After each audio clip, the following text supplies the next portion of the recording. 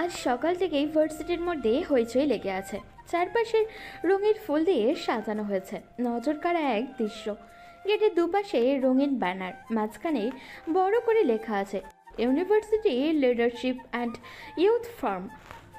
অডিটোরিয়ামের সামনে সারি সারি ফুলের তোড়া, সাদা লিলি আর হলুদ গোলাপ দিয়ে সাজানো অভ্যর্থনার ডেস্ক। স্বেচ্ছাসেবীরা ব্যস্ত, কেউ অতিথিদের নাম যাচাই করছে, কেউ তো আবার বুকলেট আর আইডি কার্ড হাতে তুলে দিচ্ছে। এই সব কিছু দেখে শুনে ঠিক করছে ইলারা। আজকে এই প্রোগ্রামের সব দায়িত্ব তারই ওপরে। সব কিছুই সাজানো গোছানো প্রায় শেষের দিকেই ইলারা সব কিছু আবারও একবার পরখ করে নেয়। আজ ভার্সিটির ভিপি তার ছেলে আসছে। গেটের সামনে কয়েকজন শিক্ষার্থী ফুল নিয়ে দাঁড়িয়ে আছে অতিথির আপ্যায়ন করার জন্য। পরপর দুটো গাড়ি এসে গেটের সামনে দাঁড়ালো। প্রথম গাড়ি থেকে বেরিয়ে আসে অলিক চৌধুরী, আর দ্বিতীয় গাড়ি থেকে বেরিয়ে আসে তার ছেলে প্রভাব চৌধুরী। তারা ভেতরে ঢুকতেই ফুল দিয়ে টিচাররা তাদের অভ্যর্থনা জানিয়েছে। অডিটোরিয়ামের ভেতরে ঢুকতেই সবাই উঠে দাঁড়ায় আর তালি দিয়ে তাদের স্বাগতম করে। কিছু কিছু মেয়েতেও প্রভাবের দিয়ে হাঁ করে তাকিয়ে আছে, যেন চোখ দিয়ে তাকে গিলে ফেলবে। এক এইরকম সুদর্শন ছেলে এর আগে তারা কখনো দেখেছে কিনা সন্দেহ আছে। কালো প্যান্ট, সাদা শার্ট আর কালো ব্লেজার, সিল্ক চুলগুলো সব কিছুতেই যেন তাকে ফুটিয়ে তুলছে। তাদের জন্য রাখা হয়েছে আলাদা লাউঞ্জ। তারা গিয়ে নিজেদের জায়গায় বসে। টিচাররা তাদের সাথে কুশল বিনিময় করছে। শুধু ইলারা বাদে, সে বর্তমানে এখানে উপস্থিত নেই। চারপাশে ক্যামেরার ফ্ল্যাশ, নরম গুঞ্জন, চাপা উত্তেজনা, এরই মাঝে কারোর পদচারণের ধ্বনি শোনা যায়। মুহূর্তের মধ্যে চারপাশ নীরব হয়ে পড়ে। কেউ কেউ তো ওই ধ্বনির উৎস খুঁজছে। তখনই অডিটোরিয়ামের দরজা খুলে ইলারা প্রবেশ করে। পরনে তার কালো রঙা শাড়ি, চুলগুলো ছেড়ে দেওয়া, চোখে কাজল আর ঠোঁটে হালকা লিপস্টিক। মুখে তার স্মিত হাসি আর চোখে দীর্ঘ এক আত্মবিশ্বাস। সে ধীরে ধীরে স্টেজের দিকে এগিয়ে যায়। প্রভাব এতক্ষণ ফোনের মধ্যে মগ্ন থাকলেও এখন তার চোখে শুধু ইলারার ওপরেই নিবদ্ধ। চোখ যেন তার সরাতেই ইচ্ছা করছে না। ইলারা এগিয়ে মিস্টার অলিক চৌধুরীর সাথে হ্যান্ডশেক করে তারপর প্রভাবের দিকে এগিয়ে একটা মুচকি হাসি দিয়ে তার হাত বাড়িয়ে দেয়। প্রভাব এক দৃষ্টিতে ইলার দিকেই তাকিয়ে আছে। তাকে এভাবে তার দিকে তাকিয়ে থাকতে দেখে ইলারা কিছুটা ইতস্তত বোধ করে। সে আবারও মুখে হালকা হাসি রেখে জিজ্ঞাসা করে, মিস্টার প্রভাব চৌধুরী। তবে সামনে ধ্যান মগ্ন হয়ে বসে থাকা ব্যক্তিটির কোনো ভাবান্তরই নেই। সে যেন অন্য রাজ্যে হারিয়েছে। ইলারা এবার তার সামনে হাত নাড়ালে তার ধ্যান ভাঙে। ঘোর কাটতেই এলোমেলো দৃষ্টিতে এদিক ওদিক তাকিয়ে পরিস্থিতি সামলে নেওয়ার জন্য সে দ্রুত ইলারার সাথে হ্যান্ডশেক করে নেয়। ইলারা গিয়ে নিজের স্থানে দাঁড়ায়। মাইক হাতে নিয়ে ইলারা বলতে শুরু করে, সুপ্রভাত সম্মানিত অতিথিবৃন্দ, শিক্ষক ও শিক্ষার্থীবৃন্দ। আজকে বিশ্ববিদ্যালয়ের তরুণ নেতৃত্ব সম্মেলনে আপনাদের স্বাগত জানাই। আমাদের সঙ্গে আছেন আমাদের ভার্সিটির ভিপি মিস্টার অলিক চৌধুরী, যিনি এই প্রোগ্রামকে অনুমোদন দিয়েছেন এবং উৎসাহ দিয়েছেন। ইলারা এবার ভিপির দিকে তাকিয়ে বলে, মিস্টার চৌধুরী, আমাদের ভার্সিটি ও শিক্ষার্থীদের জন্য আপনার কিছু কথা থাকলে আমরা শুনতে চাই। তার কথা শেষ হতেই চারপাশে তালির আওয়াজ শোনা যায়। এলারা মুচকি হেসে হাতে থাকা মাইক মিস্টার অলিকের দিকে এগিয়ে দেয়। ভিপি মৃদু হেসে হাতে তুলে নিয়ে মুখের সামনে ধরেন। সবাইকে জানাচ্ছি শুভেচ্ছা। আশা করি আজকের সম্মেলন আমাদের শিক্ষার্থীদের জন্য অনুপ্রেরণার উৎস হবে। মিস্টার অলিক কিছুক্ষণ বক্তব্য দিয়ে তার কথা শেষ করেন। কথা শেষ হতেই সবাই হাতে তালি দিয়ে সম্মান প্রদর্শন করে তাকে। তিনি ইলারার দিকে মাইক এগিয়ে দিয়ে নিজের জায়গায় বসে পড়েন। ইলারা হেসে আবারও বলতে শুরু করে, ধন্যবাদ মিস্টার চৌধুরীকে। আজকে আমাদের মধ্যে আরেকজন বিশেষ অতিথি, তারুণ্য উদ্যোক্তা এবং আরকে অফ ইন্ডাস্ট্রির মালিক মিস্টার প্রভাব চৌধুরী। আপনাকে অনুরোধ করছি আমাদের মাঝে কিছু বলার জন্য। প্রভাব ওঠার সাথে সাথে চারপাশে মেয়েদের গুঞ্জন শোনা যায়। সে হেসে ইলারার থেকে মাইক নিয়ে বলতে শুরু করে, শুভ সকাল। আজ এখানে উপস্থিত হয়ে আমি আনন্দিত। আশা করি আমাদের আলোচনা তরুণ প্রজন্মকে নতুন দৃষ্টিভঙ্গি দেবে। আমি সংক্ষিপ্ত কথা বলবো এবং চেষ্টা করব আপনাদের প্রশ্নের উত্তর দেওয়ার জন্য। প্রভাবের বক্তব্য শেষে আরও অনেকে বক্তব্য দেয়। প্রায় ঘন্টা খানেক বাদে অনুষ্ঠান শেষ হয়। আজ অনেকখানি ধকল গিয়েছে তার উপরে। এখন বাড়ি গেলেই সে বাঁচা যেন। তাই দ্রুত হাতে ইলারা যখন তার কাজগুলো গুছিয়ে রাখবে, তখনই পেছন থেকে এক পুরুষালী কণ্ঠস্বর ভেসে আসে তাকে উদ্দেশ্য করে। মিস ইলারা। এলারা ঘুরে তাকায় পেছনে। স্বল্প পরিচিত মুখটা দেখে স্মৃত হেসে কিছুটা উচ্ছ্বাসের সহিত বলে ওঠে, আরে মিস্টার প্রভাব চৌধুরী যে। ইফ ইউ ডোন্ট মাইন্ড, আপনি আমাকে শুধু প্রভাবই ডাকতে পারেন। আচ্ছা ঠিক আছে, আপনি কি কিছু বলতে চাইছেন মিস্টার প্রভাব? ইয়া, আসলে আজকের অনুষ্ঠান খুব নাইসলি পরিচালনা করেছেন আপনি। সব কিছু খুব পরিপাটি ছিল। ধন্যবাদ আপনাকে। আমি খুশি যে আপনার অনুষ্ঠানটা পছন্দ হয়েছে। এই সব কিছু আমার একার না, আমার পুরো টিম আমাকে সহযোগিতা করেছে, এই জন্যই আমরা ভালো পারফরমেন্স করতে পেরেছি। দ্যাটস ট্রু, কিন্তু অ্যাঙ্কারের ভূমিকা ঠিক না হলে পুরো প্রোগ্রামটাই এলোমেলো হয়ে যায়। আপনার প্রশ্নগুলো আলোচনা ধরে রাখতে সাহায্য করেছে। এলারা কিঞ্চিত হাসে। এলারা নোট কার্ডটা টেবিলে রেখে রয়ে সোজা হয়ে দাঁড়ায়। নিজ দায়িত্বকে বরাবরই শখ হিসেবে পূরণ করে সে। এবারও তার ব্যতিক্রম হয়নি কিছুই। আমি চেষ্টা করেছি যেন বক্তারা শুধু কথা না বলেন, শিক্ষার্থীরাও যেন নিজেদের জায়গাটা খুঁজে পায়। প্রভাব এক নজরে কিছুক্ষণ তাকিয়ে থেকে বলে, এই চিন্তাটা আমার ভালো লেগেছে। বেশিরভাগ প্রোগ্রামেই বক্তারা সামনে থাকে, শিক্ষার্থীরা শুধু শ্রোতা হয়ে যায়। এলারা শান্ত স্বরে কথার প্রেক্ষিতে হেসে বলে, বিশ্ববিদ্যালয় মানে তো শুধু শোনা না, প্রশ্ন করা ও শেখা। কথাটি শুনে প্রভাব মুখে হাসি আনে স্মৃত। মেয়েটা বেশ ভালোই গুছিয়ে কথা বলতে পারে। আপনি তো শুধু দায়িত্ব পালন করেননি, প্রোগ্রামের উদ্দেশ্যটাও ধরে রেখেছেন।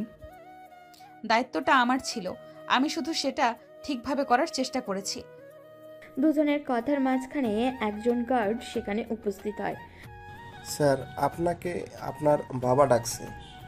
ঠিক আছে, তুমি যাও, আমি আসছি।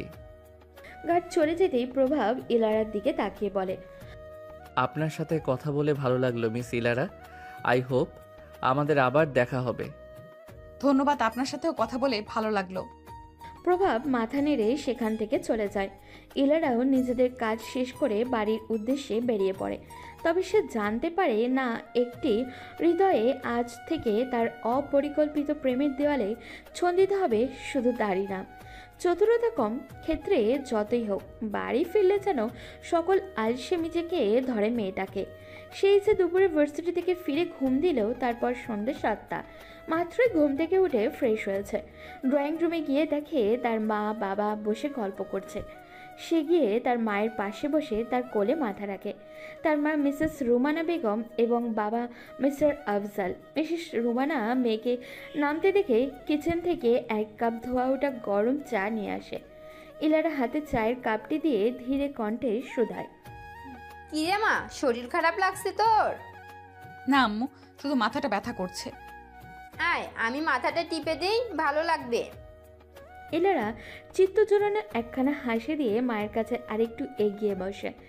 মা মেয়ের এমন কাণ্ড দেখে মিস্টার আফজাল সাহেব হেসে ফেলে। আজকে তোমার প্রোগ্রাম কেমন গিয়েছে? সবকিছু ভালোভাবে হয়েছে আব্বু। কালকে তোমার বড় বোন আসবে। কথাটা ইলারার কানে যেতেই সে লাফিয়ে উঠে বসে আর বিস্ময়ে বলে, কি আপু আসবে? কোনো সমস্যা? না আব্বু। ইলারা আর কিছু না বলে নিজের রুমে চলে যায়। ইলারার এরকম কাণ্ড কারখানা দেখে তার মা বাবা কিছুটা অবাক হয়। ইলারার রুমে গিয়ে দ্রুত তার বোনকে কল দেয়। ইলারার বোন ইলমা সুলতানা। কয়েকবার রিং হতেই ইলমা কল রিসিভ করে। হ্যালো। আপু, তুই কালকে আসবি? কি ম্যাডাম, খবর পেয়ে গেছেন? রে, ওই তোর ওই বিচ্ছু দুইটাকে রেখে আসবি? কেন রে? ফাইজ আর ফাইজা তোকে খুব মিস করছে। আমাকে কতবার করে বলছে খালামণিকে দেখব। আমি আবার কালো মানুষ, আমাকে দেখা লাগবে না। ইলমার কথা শুনে ইলমা হেসে দেয়। ইলারা কিছু বলতে যাবে তার আগেই ফোনের উপাস থেকে বাচ্চাদের আওয়াজ শোনা যায়। ইলারার আর বুঝতে বাকি থাকে না, এরা তার বোনের বাচ্চা ফাইজ আর ফাইজা। দুজনের বয়স 5 বছর এবং তার দুজনেই যমজ। ফাইজ জোরে জোরে বলতে শুরু করে। মিমি, মিমি তুমি আছো? ফাইজ আর ফাইজা তাকে মিমি বলেই ডাকে। আছি তো বিচ্ছু। তুমি আমাকে বিচ্ছু বললে কেন? বিচ্ছুকে বিচ্ছু ডাকবো না তো কি ডাকবো শুনি?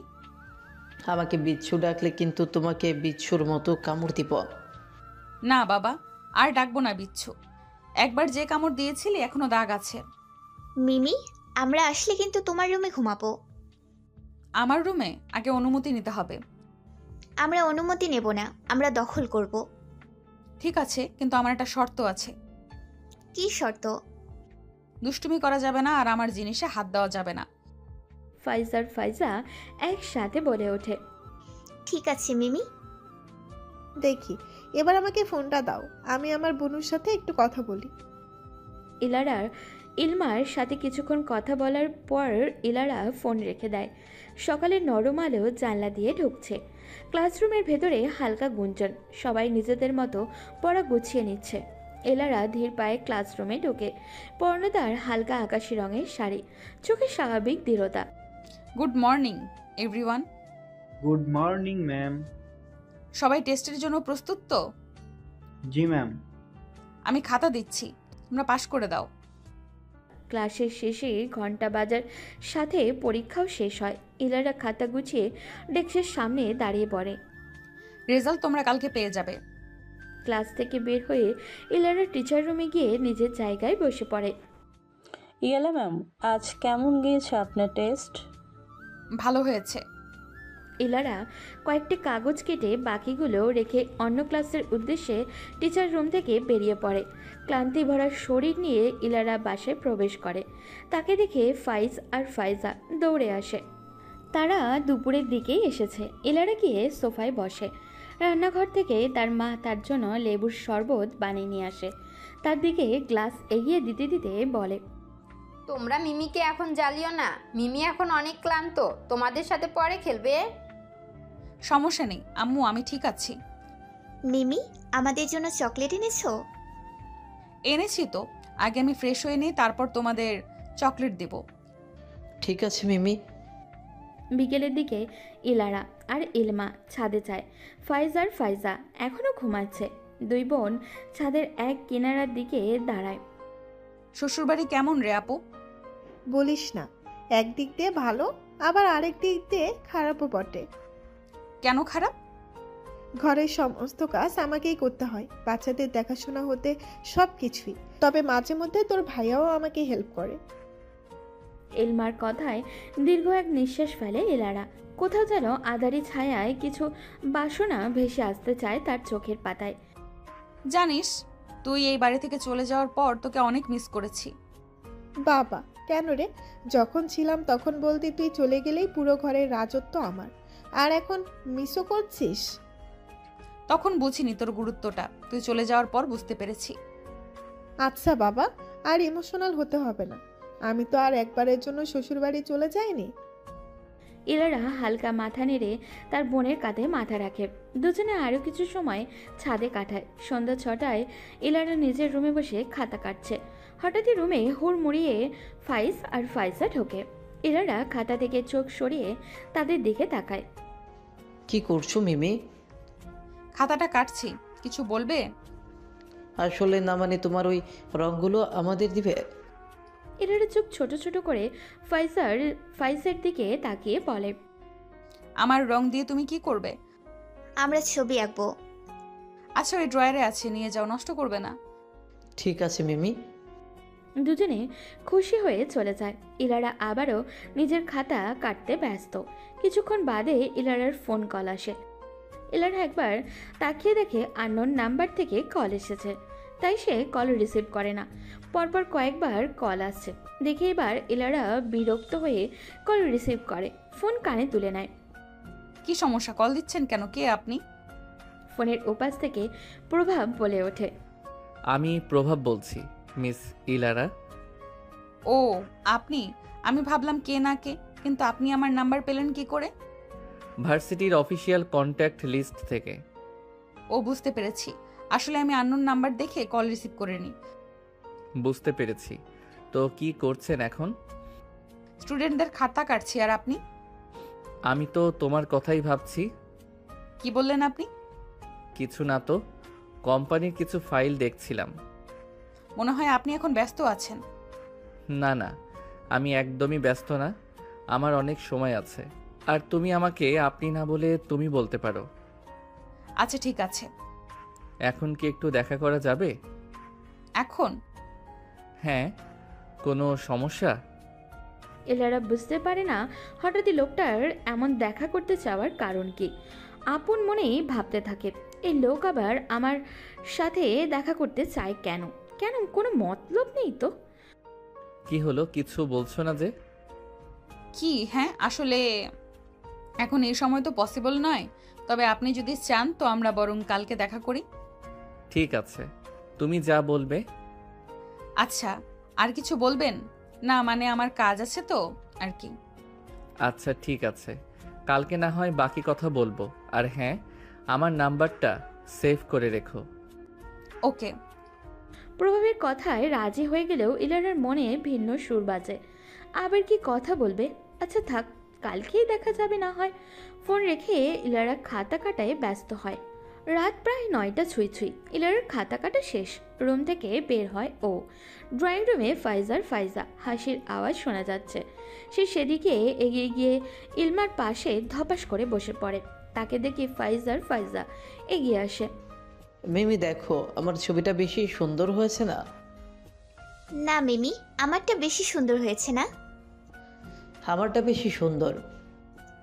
না আমারটা। আরে বাবা, দুজনেরটাই বেশি সুন্দর হয়েছে। এবার খুশি? হুম। রাতের খাবার শেষে যে যার রুমে চলে যায়। ইলারা মাত্রই নিজের রুমে এসেছে, তখনই রুমে হুড়মুড়িয়ে ফাইজা ঢোকে। তাদেরকে দেখে ইলারা বলে, তোমরা এখানে কেন? আমরা বলেছিলাম না এখানে ঘুমাবো। আচ্ছা ঘুমাও, তবে আমাকে একটুও জ্বালাবে না। ঠিক আছে। সকাল সকাল ইলারা ভার্সিটি যাওয়ার উদ্দেশ্যে রেডি হয়ে নেয়। তখনই ফাইজা রেডি হয়ে তার সামনে আসে। তাদের দেখে ইলারা ভ্রু কুচকে জিজ্ঞাসা করে, তোমরা এখানে কেন? আবার কি চাই? মিমি, আমরাও তোমার সাথে যেতে চাই। না না, একদমই না। এমনি রাতে আমাকে ঘুমাতে দাওনি। ফাইজা তাদের দিকে কাঁদো কাঁদো চোখে তাকায়। ইলারা পড়ে যায় এবার মহা মুশকিলে। সেও তো তাদের দিকে কাঁদো কাঁদো করে তাকায়। ইলারা ইলমার দিকে তাকিয়ে বলে, আপুরে, তোর বিচ্ছুগুলোকে নিয়ে না রে। ফাইজা দেখো, তোমাদের মিমিকে কিন্তু বিরক্ত করবে না। মিমি তোমাদের জন্য কোনো দিন নিয়ে যাবে। না না, আমরা আজকে যাব। মিমি, তুমি আমাদের নিবে না? ইলারা কি বলবে বুঝে উঠতে পারছে না। এদের কোনো কথাই সে ফেলতে পারে না। সে সোফায় বসে ব্যাগ থেকে ফোনটা বের করে প্রিন্সিপালের নাম্বারে কল দেয়। রিসিভ হতেই ইলারা বলে ওঠে, হ্যালো স্যার। হ্যাঁ মিস ইলারা, বলুন। স্যার আমি খুবই দুঃখিত, তবে আজকে আমার একটু ছুটি লাগবে। কেন? আসলে আমার শরীরটা খুব খারাপ স্যার। এই অবস্থায় বাইরে যাওয়াটা সম্ভব হচ্ছে না, তাই। না মিস ইলারা, আজ তো ছুটি নেওয়া যাবে না। দুজন টিচার অলরেডি ছুটি নিয়ে ফেলেছে। ইলারা করুণ স্বরে বলে, স্যার আমার ছুটিটা খুব জরুরি লাগবে, অনেক অসুস্থ স্যার। তোমার গলার আওয়াজ শুনে মনে হচ্ছে তোমার অবস্থা খুবই খারাপ। আচ্ছা ঠিক আছে, ছুটি দিয়ে দিলাম। তবে যত তাড়াতাড়ি সম্ভব ভার্সিটি জয়েন করবেন মিস ইলারা। ঠিক আছে স্যার। ফোন রেখে ইলারা ফাইজার দিকে তাকায়। তারা আগে থেকেই তার দিকে তাকিয়ে আছে। মিমি তোমাকে ছুটি দিয়ে দিছে? ইলারা উপর নিচে মাথা নাড়ায়, যা দেখে ফাইজা খুশিতে লাফিয়ে ওঠে। সকালের নরম মিষ্টি রোদে পার্কটা ভরে আছে কোলাহলে। রঙিন বেলুন, হাসির শব্দ, দৌড়াদৌড়ি, সব মিলিয়ে জায়গাটা যেন জীবন্ত। ইলারার দুই হাত ধরে রেখেছে ফাইজ আর ফাইজা। দুজনের চোখেই একরকম উচ্ছ্বাস। মিমি, আগে নাগরদোলায় উঠবো। না না, আগে বোট রাইড। আচ্ছা, এক এক করে সব রাইডে উঠবো। আগে নাগরদোলায় উঠবো, তারপর বোট রাইডে, কেমন? ঠিক আছে মিমি। নাগরদোলায় ওঠার সময় ফাইজা ভয়ে ইলারার হাতটা শক্ত করে ধরে। ফাইজ সাহসী হবার ভান করে বলে, তুই ওঠার আগেই ভয় পেয়ে গেলি, আর আমি একটুও ভয় পাইনি। কিন্তু রাইড শুরু হতেই দুজনের চিৎকারটা কে দেখে আর। একে একে তারা সব রাইড শেষ করে। পার্কের একপাশে বেঞ্চে বসে ফাইজ হাঁপাতে হাঁপাতে বলে, মিমি আমার খুব ক্ষুধা লেগেছে। ওই দেখো মিমি, ওখানে আইসক্রিম আছে, চলো আইসক্রিম খাবো। তোমাদের না ক্ষুধা লেগেছে? আগে কিছু হালকা খেয়ে নাও, তারপর আইসক্রিম খেও। তিনজনে একটা রেস্টুরেন্টের ভিতরে ঢোকে। রেস্টুরেন্টটা শান্ত আর একদম পরিপাটি। এরা বাচ্চাদের বসে খাবার অর্ডার দিয়ে আসে। কিছুক্ষণ পর একজন হেসে তাদের খাবার দিয়ে যায়। খাওয়া শেষ হতেই এলারা বিল দিয়ে বেরিয়ে আসে। এখন তার উদ্দেশ্য কিভাবে বাড়ি যাবে। মিমি দেখো ওই যে আইসক্রিম, তুমি বলেছিলে না আইসক্রিম কিনে দিবে? তোমার পেটে জায়গা আছে আইসক্রিম খাওয়ার জন্য? ফাইজ তার পেট দেখিয়ে বলে, অনেক জায়গা আছে। এলারা আর কি বা করবে, বাধ্য হয়ে বাচ্চাদের আইসক্রিমের দোকানের সামনে নিয়ে যায়। মামা, 2টা আইসক্রিম দেন তো। ফাইজা আইসক্রিম পেয়ে তো অনেক খুশি। তখনই পেছন থেকে কেউ বলে ওঠে, মিস ইলারা। এলারা যে মুহূর্তের মধ্যেই জমে যায়। কে ডাকে তাকে? ভার্সিটির কেউ হলে তো জায়গায় ধরা। আল্লাহ আল্লাহ আল্লাহ করে পেছনে তাকায় সে। পরক্ষণেই প্রভাবকে দেখে সে একটু শান্ত হয়। তার যেন প্রাণটাই বেরিয়ে যাচ্ছে। যে মিথ্যা বলে সে ছুটি নিয়েছে, এখন কারোর সামনে পড়লে তার রক্ষে নেই। শুনেছি আপনি নাকি অসুস্থ। আপনাকে কে বলেছে? ভার্সিটি গিয়েছিলাম, ওখান থেকে জেনেছি আপনি নাকি অসুস্থ। এখন তো দেখছি আপনি পুরোই সুস্থ। না মানে আসলে আমি ওই আম্মু বাসায় যাবো, চলো। ইলারা যেন আকাশ থেকে পড়েছে। এই বিচ্ছুগুলো কি বলে এসব? যার তার সামনে এভাবে পচাচ্ছে কেন তারা তাকে? মিস ইলারা, আপনি ম্যারিড, আপনার দুটো বাচ্চা আছে, আগে তো বলেননি একবারও। ইলারা কিছু বলতে যাবে, তার আগেই ফাইজ বলে ওঠে, তুমি জানতে না আমার আম্মু ম্যারিড যে? মিস ইলারা, এটা কি সত্যি? আর এদের বাবা কে? ইলারা বলার মতো কোনো ভাষাই খুঁজে পাচ্ছে না। কি বলবে না বলবে সব যেন গুলিয়ে যাচ্ছে ওর। আম্মু বাড়ি যাবো, চলো। বউ আবার কিছু বলতে পারে না, তার আগেই ফাইজা এলারাকে টেনে নিয়ে যায়। গোধূলিতে সন্ধ্যা নেমেছে অনেক আগেই। প্রভাব নিজের কেবিনে বসে এলারার কথাই ভাবতে থাকে। বারবার তার কানে শুধু ফাইজার বলা আম্মু কথাটাই বাজছে। ইলারা কি সত্যিই ম্যারিড? কই, তাকে তো দেখে মনে হয়নি সে ম্যারিড কিংবা সে 2 বাচ্চার মা। ইলারাকে নিয়ে প্রভাব কত কিছুই না ভেবে রেখেছে। সে কিছুই এখন ভাবতে পারছে না, তার মাথা ঝিমঝিম করছে কিছু ভাবতে গেলেই। অন্যদিকে তখনকার সব ঘটনা ইলারা সবাইকে বলে, যা শুনে তারা তিনজনেই হেসে দেয়। ইলমা হাসতে হাসতে বলে, বাবা, আমার বাচ্চারা যে এত বুদ্ধিমান তা তো জানতাম না। তোর বিচ্ছুগুলোর জন্য এখন গর্ভধারণ ছাড়াই দুটোর আম্মা হয়ে গেছি। তো ভালো কথা, কেউ তোকে আর ডিস্টার্ব করবে না। এমনিতেই তোর বিয়ের জন্য অনেক ছেলেই এসেছে, আর তুই তো এখন বিয়ে। এসব কথা থাক এখন আপু। এক হিসাবে বিচ্ছুগুলো আমার একটা কাজ করে দিয়েছে। তুমি আমাদের আবার বিচ্ছু বললা কেন? আরে বাবা, আর বলবো না, যা এবার খুশি? কয়েকটা দিন এভাবেই কেটে গেল। এর মধ্যেই প্রভাব ইলারার সাথে ওই দিনের পর আর কোনো দেখা করেনি। ভার্সিটির একটা কাজের সূত্রে প্রভাবের আজ ভার্সিটিতে আসা। মিটিং রুমে থেকে বেরিয়ে সে এদিক ওদিক কাউকে খুঁজছে। তার এইসব কাণ্ডেও প্রিন্সিপাল সব লক্ষ্য করছে। তিনি বিনয়ী সুরে বলেন, আপনি কি কাউকে খুঁজছেন মিস্টার চৌধুরী? হ্যাঁ। না মানে না, কাউকে না তো। না মানে আপনাকে দেখে মনে হচ্ছে আপনি কাউকে খুঁজছেন। আসলে তেমন কিছুই না। বাই দ্য ওয়ে, আজ কি মিস ইলারা ম্যাম আসেননি? এসেছে তো। আপনার কোনো প্রয়োজন ওনাকে ডেকে দিব? না, তার দরকার নেই। ঠিক আছে।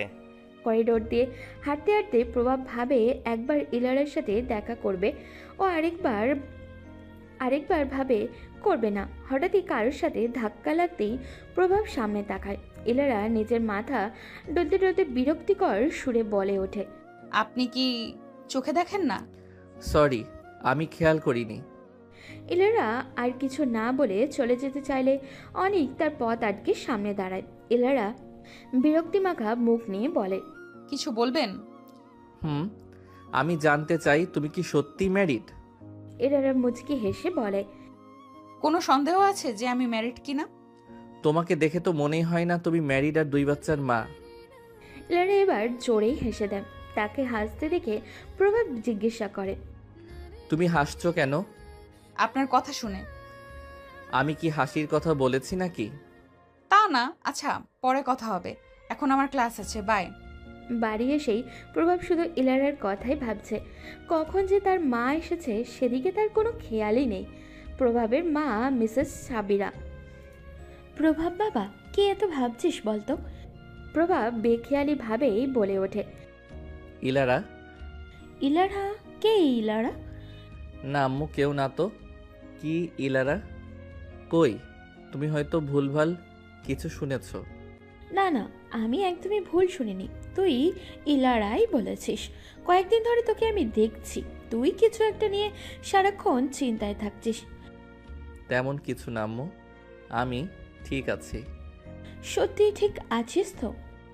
হ্যাঁ আম্মু, এক কাপ কফি দিবা আমায়? আচ্ছা বস, আমি বানিয়ে আনছি।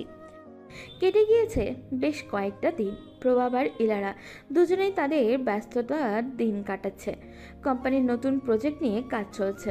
আগে প্রভাব যখনই সময় পেত ভার্সিটিতে আসতো, তবে এখন আর আসা হয় না।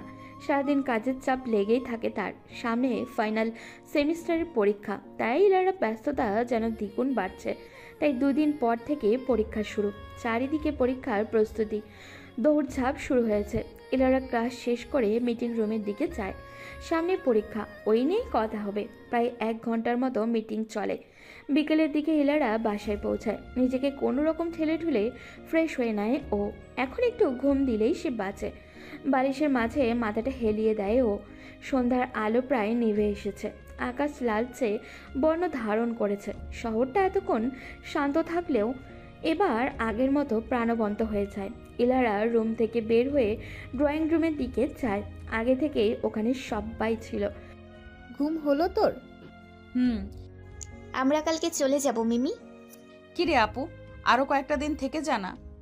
না রে, অনেক দিন ছিলাম। তুই প্রত্যেকবার এরকম করিস।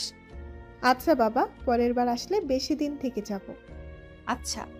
সকালবেলা ঘুম থেকে উঠেই ভার্সিটির উদ্দেশ্যে তৈরি হয় ইলারা। আজ থেকে ফাইনাল সেমিস্টারের পরীক্ষা শুরু, তাই ব্যস্ততা যেন ইলারাকে ছাড়তেই চাইছে না। ছিমছাম একটা শাড়ি পেন আপ করে গায়ে জড়িয়ে নিল ইলারা। ড্রয়িং রুমে এসে সদর দরজার দিকে এগোতেই শোনা গেল ইলারার মা রুমানা বেগমের কথা। এই ইলারা, নাস্তা না করে কই যাস? এদিকে আয়, নাস্তা করে যা। মায়ের দিকে তাকিয়ে তাড়াহুড়ো করে ইলারা বলে, না আম্মু, আমি বাইরে থেকে হালকা কিছু নাস্তা করে নেব, এখন না, ভার্সিটির দেরি হয়ে যাচ্ছে, আমি যাচ্ছি এখন। ইলারার কথা শুনে ডাইনিং টেবিলে বসা ইলারার বাবা মিস্টার আফজল সাহেব ইলারার উদ্দেশ্যে বলেন, না মা, বাইরে থেকে খাওয়ার দরকার নেই, অস্বাস্থ্যকর খাবার সব, তুমি বাড়ি থেকেই খেয়ে যাও, বেশি দেরি হবে না। বাবার কথা শুনলো ইলারা।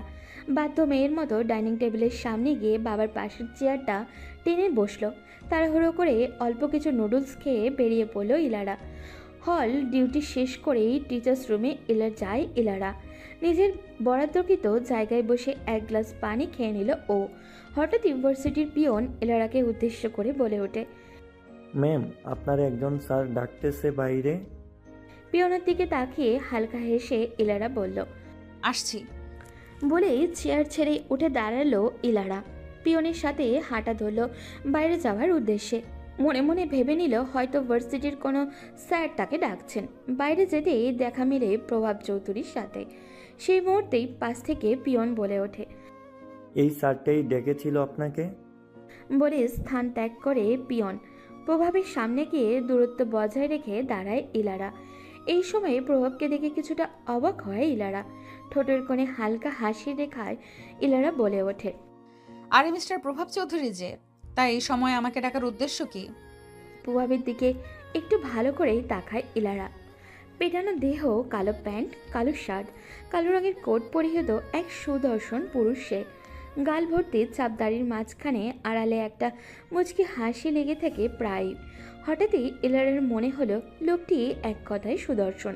ওনার গার্লফ্রেন্ড জিতেছে ভাই। ভাবনার মাঝেই প্রভাব হালকা হেসে বলে, কোনো উদ্দেশ্য ছাড়া কি আপনাকে ডাকা যায় না মিস ইলারা? উপস, সরি, আপনি তো মিস না, মিসেস হবেন। প্রভাবের প্রথম কথাটা উদ্দেশ্যে ইলারা বলে ওঠে। না মানে উদ্দেশ্য তো থাকতেও পারে, তাই বললাম আর কি। স্বাভাবিকভাবেই প্রভাব বলে উঠল। আপনার কাজ কি শেষ? এখন কি চলে যাওয়া যাবে? প্রভাবের দিকে এক পলক তাকিয়ে অপেক্ষা করতে বলে আবারও পেছন ফিরে হাঁটা ধরল ইলারা। টিচার্স রুমে গিয়ে নিজের হাতে ব্যাগ ফোনটি নিয়ে হাঁটা ধরল বাইরের দিকে। প্রভাবের সামনে গিয়ে হালকা হেসে আস্তে করে বলে ও, চলুন। ইলারা প্রভাব দুজনেই হাঁটা শুরু করলো। ভার্সিটির গেট পেরিয়ে রাস্তায় পা দিতেই প্রভাব বলে ওঠে। কফি খাওয়া যাবে আপনার সাথে এক কাপ? ইলারা প্রভাবের দিকে তাকিয়ে কিছু একটা ভেবে বলে। যাওয়া যায়। শহরের একটা পরিচিত কফি শপে যায় ইলারা আর প্রভাব। দুজনেই চেয়ার টেনে সামনাসামনি বসলো। ওয়েটারকে ডেকে 2 কাপ কফি অর্ডার করে প্রভাব। ইলারার দিকে তাকিয়ে হালকা হেসে বলে ওঠে। বললে না তো তোমার বিয়ে কবে হলো? প্রভাবের কথা শুনে তার দিকে তাকালো ইলারা। চোকাচুকি হলো দুজনের। ইলারাকে চুপ থাকতে দেখে মুখ খুলল প্রভাব নিজেই। কি হলো বলতে অনিচ্ছুক? প্রভাবের দিকে এক দৃষ্টিতে তাকিয়ে ভারী একটা নিঃশ্বাস ফেলে ইলারা বলে ওঠে। যদি বলি আমি ডিভোর্সি। ইলারার শান্ত গলায় কথা শুনে চমকে ওঠে প্রভাব। হালকা উত্তেজিত হয়ে বলে ওঠে ও। হোয়াট? প্রভাবের কথায় চুপ থাকে ইলারা। তার থেকে কোনো প্রকার উত্তর না পেয়ে প্রভাব নিজেই পুনরায় বলে ওঠে। মজা নিচ্ছেন? শুকনো ঢোক গিলে ইলারা ভারী নিঃশ্বাস ফেলে তার ছেলের হাসি হেসে বলে উঠল ও। শুনতে চান? বসন্তের হাওয়া বইছে চারপাশে। বাতাসে ভেসে আসে ফুলের সুগন্ধ। কত কত সুন্দর ফুল দেখা যায় চারপাশে। সেই রকম একটা সুন্দর ফুলের মনেও বয়ে যাচ্ছে নতুন অনুভূতি। টুকটুকে লাল শাড়ি পাত্রপক্ষের সামনে বসে আছে 21 বছরের এক সদ্য যুবতী। পিয়মের সামনাসামনি বসে আছে কোণে সাজে ইলারা। লজ্জায় লাল হয়ে আছে মুখটা। পাশে বসে আছে কাজী সাহেব। তাছাড়াও আছে প্রিয়মের বাবা মা চাচা মামা, ইলারার বাবা মা আর বেশ কয়েকজন মুরব্বী। ঘরোয়াভাবেই প্রিয়ম আর ইলারার বিয়েটা 3 কবলে সম্পন্ন হলো। পারিবারিকভাবে বিয়েটা ঠিক হয়েছে প্রায় 1 মাস আগেই, কিন্তু প্রিয়ম আর ইলারার দেখাটা হয় বিয়ের দিন প্রথম। এর আগে কেউ কাউকে দেখেনি আর না কথা বলেছে। তারপর ও ইলারার মনে এক অন্যরকম অনুভূতি তৈরি হয়। নতুন জীবন, নতুন মানুষ, সব কিছু মিলিয়ে ইলারার মনে এক অন্যরকম আনন্দ বয়ে যায়। অপেক্ষায় থাকে অপর পাশের মানুষটির জন্য। আজ সে অপেক্ষার অবসান ঘটেছে। মনে এক বুক বেদনা নিয়ে, চোখে জল নিয়ে ইলারাকে প্রিয়মের হাতে তুলে দিয়ে বিদায় দিলেন ইলারার বাবা মা। সাজানো খাটের এক কোণায় বসে আছে ইলারা, অপেক্ষা করছে তার নতুন জীবনের সঙ্গী প্রিয়মের জন্য। অবশেষে রুমে প্রবেশ করলো প্রিয়ম। রুমেই বসে বিছানার এক পাশে বসে থেকে একটা বালিশ নিয়ে লাইট অফ করে সোফায় শুয়ে পড়ে। অবাক চোখে তাকিয়ে থাকে ইলারা। আস্তে করে বলে ওঠে, আপনি বিছানায় ঘুমাবেন না? অন্যদিক ফিরে প্রিয়ম বলে ওঠে, আমি যেমন তেমন মেয়ের সাথে ঘুমাই না। আপনি বিছানায় ঘুমান, আমি না হয় সোফায় ঘুমাই। পর মুহূর্তেই শোনা গেল প্রিয়মের ঝাঁঝালো কণ্ঠ। এই মেয়ে, চুপ করো তো। তোমার মতো মেয়েদের এত নাটক দেখার সময় নেই আমার। যত সব নাটক। ইলারা হালকা অবাক হয়। কিছু বলতে গিয়ে আবারও বলল না। একরাশ দুঃখ নিয়ে খাটের এক কোণায় শুয়ে পড়ল সে। কেটে যায় 2 মাস ইলারার বিয়ের 10 দিন পরে গ্রামের বাড়িতে চলে যায় ইলারার শ্বশুর শাশুড়ি। বাসায় শুধু ইলারা আর প্রিয়ম সকালে ঘুম থেকে উঠে বাড়ি থেকে বেরিয়ে পড়ে। আবার রাতে 12টা সাড়ে 12টা বাজে তখন ফিরে এসে কিছু না খেয়ে সোফায় শুয়ে পড়ে। এরা কিছু বলবে, প্রিয়ম বলে বাইরে থেকে খেয়ে এসেছি। এরপর ইলারাও আর কিছু না বলে নিজের মতো শুয়ে পড়ে। কারণ কিছু বলতে গেলেই প্রিয়মের যেমন তেমন ভাষার ঝাড়ি মেরে ওঠে। ইলারার আর ভালো লাগছে না এখানে। মাকে কলে একদিন প্রিয়মের এত অবহেলার কথা বলেছে ইলারা। তার মা শান্ত স্বরে কেবল বলেছে, কিচ্ছু হবে না, একটু মানিয়ে নে, পরে ঠিক হয়ে যাবে। তারপর ইলারা আর কিছু বলেনি। কিন্তু যত দিন যায় তত যেন প্রিয়মের অবহেলা আরও বাড়তে থাকে। মাঝে মাঝে ড্রিঙ্কসও করে আসে। শার্টে বিভিন্ন জায়গায় লিপস্টিকের দাগ লেগে থাকে। মাতাল হয়ে এসে ইলারার গায়ে হাত তোলে। এই সব কিছুই নীরবে সহ্য করে যায় ইলারা। অনেক কিছু বলার থাকলেও ও মুখ ফুটে কিচ্ছুটি বলে না। মনে যন্ত্রণা অভিমান নিয়েই দিনরাত কাটিয়ে দেয়। একদিন হঠাৎই রাতে 2টায় ইলারার বাসার দরজায় বেল বাজে। হালকা অবাক হয় ইলারা। এত দেরিতে তো প্রিয়ামের আসার কথা নয়, তাহলে কে এসেছে? কিছুটা ভয় পায় ইলারা। তারপরও মনে সাহস নিয়ে দরজা খুলে। দরজা খুলতেই দেখা মেলে প্রিয়ম ও তার গা ঘেঁষে দাঁড়ানো একটি মেয়ে। লম্বা প্রিয়মের ঘাড় সমান হবে, গায়ে ধবধবে ফর্সা, পরনে পিঙ্ক কালারের একটু হাঁটু ছুঁই ছুঁই জামা, ঠোঁটের কোণে মুচকি হাসি। প্রিয়মও মেয়েটির ভিতরে ঢুকে আসে ইলারার পাশ কাটিয়ে। ইলারার দরজা বন্ধ করে প্রিয়মের দিকে অবাক নয়নে তাকিয়ে থাকে। ড্রয়িং রুমে সোফায় বসে প্রিয়ম ও মেয়েটি। প্রিয়ম মেয়েটির দিকে তাকিয়ে ইলারাকে উদ্দেশ্য করে বলে ওঠে, এ হচ্ছে লীরা, আমার দ্বিতীয় বউ, তবে প্রথম ভালোবাসা। আমি আর ও আজকে আইনগতভাবে বিয়ে করেছি, শুধু ধার্মিকভাবে করা বাকি। সেটাও করে নিব কিছুদিনের মধ্যে। ও আজকে থেকে এখানেই থাকবে। তোমার থাকতে ইচ্ছে হলে থাকতে পারো, আর যদি চলে যেতে চাও তাহলে চলে যাও। থাকলে কোনো সমস্যা হবে না, 3 বেলার ভাত পেয়ে যাবে। হ্যাঁ, আমি আর পিয়ম 2 বছর আগে থেকেই রিলেশনে আছি, কিন্তু পিয়মের বাবা মা জোর করে ওকে তোমার সাথে বিয়ে দিয়ে দিয়েছে, কিন্তু আমরা আজই বিয়ে করে নিয়েছি। আর তুমি চাইলে এখানে থাকতে পারো, আমার কোনো সমস্যা নেই। সারাদিন ঘরের কাজ করবে আর 3 বেলা খাবে। ইলারার চোখ বেয়ে পানি ঝরছে। এমনটাও তো চায়নি সে তো অন্য মেয়েদের মতো একটা সুন্দর সংসার চেয়েছিল। ডান হাতের উল্টো পিঠ দিয়ে চোখের পানি মুছে দীর্ঘশ্বাস ছেড়ে প্রিয়মের উদ্দেশ্যে বলে ওঠে ও, ভালো থাকবেন আপনারা। এই একটি কথা বলেই বাসা থেকে বেরিয়ে পড়ে ইলারা। শূন্য মস্তিষ্ক নিয়ে রাস্তার এক পাশ দিয়ে হেঁটে যাচ্ছে। কিছুদূর আসতেই একটা সিএনজি পেয়ে গেল ইলারা। নির্দিষ্ট একটা ঠিকানা বলে উঠল সিএনজি থেকে নেমে নিজের বাড়ির ভেতরে প্রবেশ করে ও। বাবা মা অবাক হয়ে তাকিয়ে আছে। এত রাতে ইলারা হঠাৎ এখানে? মিস্টার আফজল সাহেব বলে ওঠে, কিরে মা, এত রাতে তুই হঠাৎ এখানে? আফজল সাহেব কথা শেষ করতেই হু হু করে কেঁদে ওঠে ইলারা। কান্না থামিয়ে বাবা মাকে সব কিছু খুলে বলে সে। ইলারার বাবা মা দুজনেই কিছু বলল না, কেবল চুপ করে বসেছিল। কী বা বলবে তারা?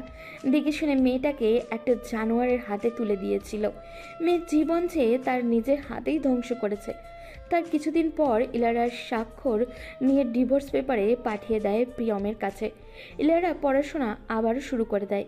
এরপর থেকে ইলারার বাবা মা কখনো বিয়ে নিয়ে কিছু বলে না। মাঝে মধ্যে বললেও ইলারা বলে দেয় সে বিয়ে করতে ইচ্ছুক নয়। বিয়ে সংসার এসবের মায়া ছেড়ে দিয়েছে সে অনেক আগেই। ইলারার বাবা মাও আর কিছু বলেন না। কথা শেষ করেই একটা দীর্ঘশ্বাস ফেলে ইলারা। সামনাসামনি বসে থাকা প্রভাবের দিকে তাকায় ও। অবাক নয়নেই ইলারার দিকে তাকিয়ে থাকে প্রভাব। কি বলবে ভেবে পাচ্ছে না সে। ইলারার থেকে চোখ নামিয়ে টেবিলে থাকা কফির দিকে তাকায় ও। আস্তে করে বলে ওঠে, কথা বলতে বলতে কফি ঠান্ডা হয়ে গেছে, নতুন করে 2 কাপ অর্ডার করছি। প্রভাবের কথা শুনে ইলারা হালকা হেসে বলল, লাগবে না, অন্য একদিন না হয় একসাথে কফি খাওয়া যাবে। আসি এখন। বলেই চেয়ার ছেড়ে উঠে দাঁড়ালো ও। টেবিলের উপরে থাকা নিজের হাত ব্যাগটি নিয়ে ধীর পায়ে হেঁটে কফি শপ থেকে বেরিয়ে যায়। ইলারাও যাওয়ার পানে তাকিয়ে রইল প্রভাব। মনে মনে ভাবল, ইলারাকে দেখে তো মনেই হয় না তার যে এত কষ্ট। কত সুন্দর হেসে মেতে কথা বলে নারীটি। ইলারার মুখের হাসি দেখেই প্রমাণ তার প্রেমে পড়েছিল প্রভাব। কিন্তু এই হাসির আড়ালে যে এতটা কষ্ট জড়িয়ে আছে তা তো কেউ জানেই না। আর কিছু না ভেবেই কফির বিল পরিশোধ করে বেরিয়ে পড়ে ও। বাড়ি ফিরে এসে নিজের বরাদ্দকৃত রুমে গিয়ে ফ্রেশ হয়ে খাটে গা এলিয়ে দেয় প্রভাব। মাথা ঘুরছে শুধু ইলারার কথা ভেবে। কফি শপে বলা কথাগুলো যেন বিশ্বাসই হচ্ছে না তার এখনও। ঘোর ভাঙে মিসেস সাবিরা বেগমের ডাকে, কিরে প্রভাব, ডিনার করতে আয়। খাবো না আমি, তুমি আর বাবা খেয়ে নাও। খাবি না মানে? কেন খাবি? আয় খেতে। ইচ্ছে করছে না। মিসেস সাবিরা বেগম প্রভাবের দিকে কিছুক্ষণ তাকিয়ে আবারও চলে গেল কিচেন রুমে। 5 মিনিট পর প্রভাবের রুমে আবারও হাজির সাবিরা বেগম, হাতে একটা ভাতের প্লেট। প্রভাবের পাশে বসে ভাতগুলো তরকারি দিয়ে মাখতে মাখতে বলে উঠল, কি হয়েছে রে তোর?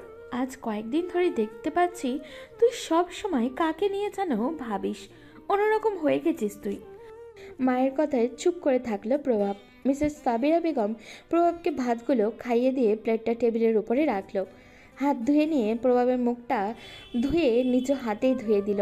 খাটের উপরে বসে প্রভাবকে কাছে টেনে নিয়ে মাথাটা তার কোলে রেখে চুলে হাত বোলাতে বোলাতে আদুরে কণ্ঠে বলে ওঠে, আমি কিন্তু আমার প্রশ্নের উত্তর পাইনি প্রভাব বাবা।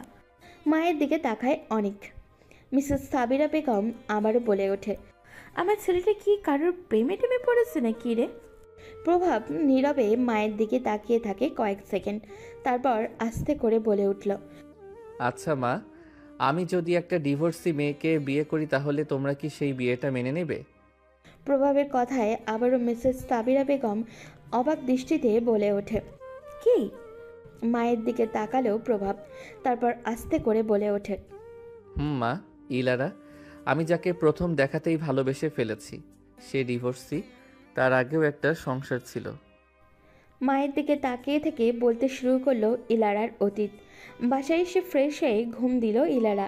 সেই ঘুম ভাঙল মাত্রই রুমানা বেগমের ডাকে, এই লারা, খেতে আয়। আসছি। ডিনার করে রুম থেকে এসে শোয়ার জন্য প্রস্তুত হলো ইলারা। পর মুহূর্তে মনে এলো প্রভাবের কথা। কফি শপ থেকে আসার পর আর কথা হয়নি তার সাথে। ইলারা আবারও বিছানা ঠিক করায় মন দিল, কিন্তু কিছুতেই প্রভাবের কথা মাথা থেকে ফেলতে পারছে না ও। কিছু একটা ভেবে ফোন হাতে নিল ইলারা। প্রভাবের সেভ করা নাম্বারে কল দিতে গিয়েও দিল না সংকোচে। কল দিয়ে কি বলবে ও? সে প্রভাব যদি জিজ্ঞাসা করে কেন কল দিয়েছ, তখন কি বলবে ইলারা? কথা শেষ করেই একটা দীর্ঘশ্বাস ফেলে প্রভাব। মায়ের দিকে তাকিয়ে আবারও বলে উঠল, আমি ইলারাকে ভালোবেসে ফেলেছি মা, আমার ওকে চাই, প্লিজ মা, না করো না প্লিজ। প্রভাবের দিকে মায়া ভরা দৃষ্টিতে তাকায় মিসেস সাবিরা বেগম। তার মাথায় হাত রেখে বলে ওঠে, আমার ছেলে যাকে বিয়ে করতে চায় তার সাথে বিয়ে হবে, এতে আমার কোনো আপত্তি নেই। কথাটা বলেই হালকা হেসে বেরিয়ে পড়ল মিসেস সাবিরা বেগম। পর মুহূর্তেই বেজে উঠল প্রভাবের ফোনটি। স্ক্রিনে ভেসে ওঠে ইলারা নামটি। আনমনেই হেসে উঠল সে, সাথে কিছুটা অবাকও হলো বটে। 2-3 বার বাসতেই কলটা রিসিভ করলো সে। হ্যালো ইলারা। হ্যালো। দুজনেই কয়েক সেকেন্ড চুপ রইল। তা এত রাতে আমাকে কল, কারণ কি ম্যাডাম? এমনিতেই। ও এমনি? ও তাহলে আমার কথা মনে পড়ে? চুপ রইল ইলারা। প্রভাব পুনরায় বলে ওঠে, তা কল যেহেতু দিয়েছেন সেহেতু এখন একটু শুনুন। আপনাকে একটা ঠিকানা দিচ্ছি। পরশু শুক্রবার সন্ধ্যা 7:30 একটি সুন্দর নীল রঙের শাড়ি পরে সেই ঠিকানায় পৌঁছে যাবেন। প্রভাবের কথায় হা হয়ে যায় ইলারা। মনের অন্তরালে হাজারো অকথিত শব্দ, কিছু প্রশ্নের সংমিশ্রণে যেন লজ্জায় নুয়ে যেতে যায় এই প্রখর হৃদয়ের মেয়েটি। কি উত্তর দেবে না দেবে করে আর দেওয়াই হলো না উত্তর। সেই কথার উপরেই কলটা কেটে দিল ইলারা। প্রভাব বুদ্ধিমান লোক, সহজেই বুঝে যায় মেয়েটার লজ্জার কারণ। ইলারার সংকোচ দেখে মনে মনে হেসে উঠল সে। অপরদিকে ইলারা নিজের প্রতি নিজেরই বিরক্ত হচ্ছে। মনে মনে ভাবল, কেন যে এই লোকটাকে কল দিতে গেলাম, এখন আবার কোথায় যেতে বলল? আমি কি একটু বেশি জড়িয়ে পড়েছি তার সাথে? পরদিন বৃহস্পতিবার সকাল 8:50 ইলারা ভার্সিটির উদ্দেশ্যে তৈরি হয়ে নিল। মাথায় ঘুরছে শুধু প্রভাবেরই কথা। লোকটা তাকে কোথায় যেতে বলল, কেন আবার দেখা করতে বলল, কিছুই জানা নেই ইলারার। কিছু একটা ভেবে নিজের আলমারিটা খুলল ইলারা। একবার চোখ বুলিয়ে নেয় পুরো আলমারিতে। খোঁজ করা সেই মতো একটা নীল রঙের শাড়ি পেয়েও ও যায় আলমারির এক কোণে।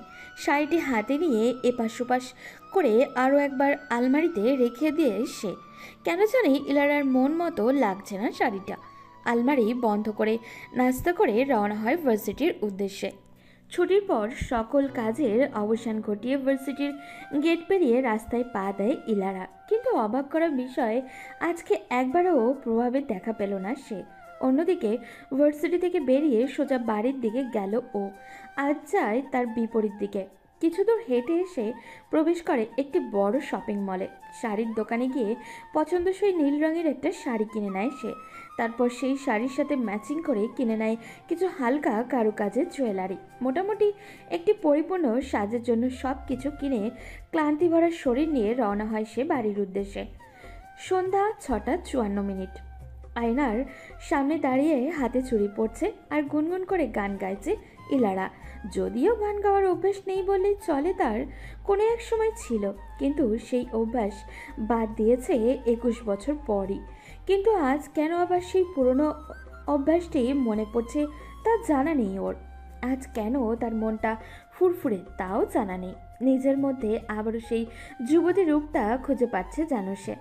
সম্পূর্ণ সাজ শেষ করে আয়নায় নিজেকে একবার দেখে নিল ইলারা। বহুদিন পর এমন করে সাজলো সে।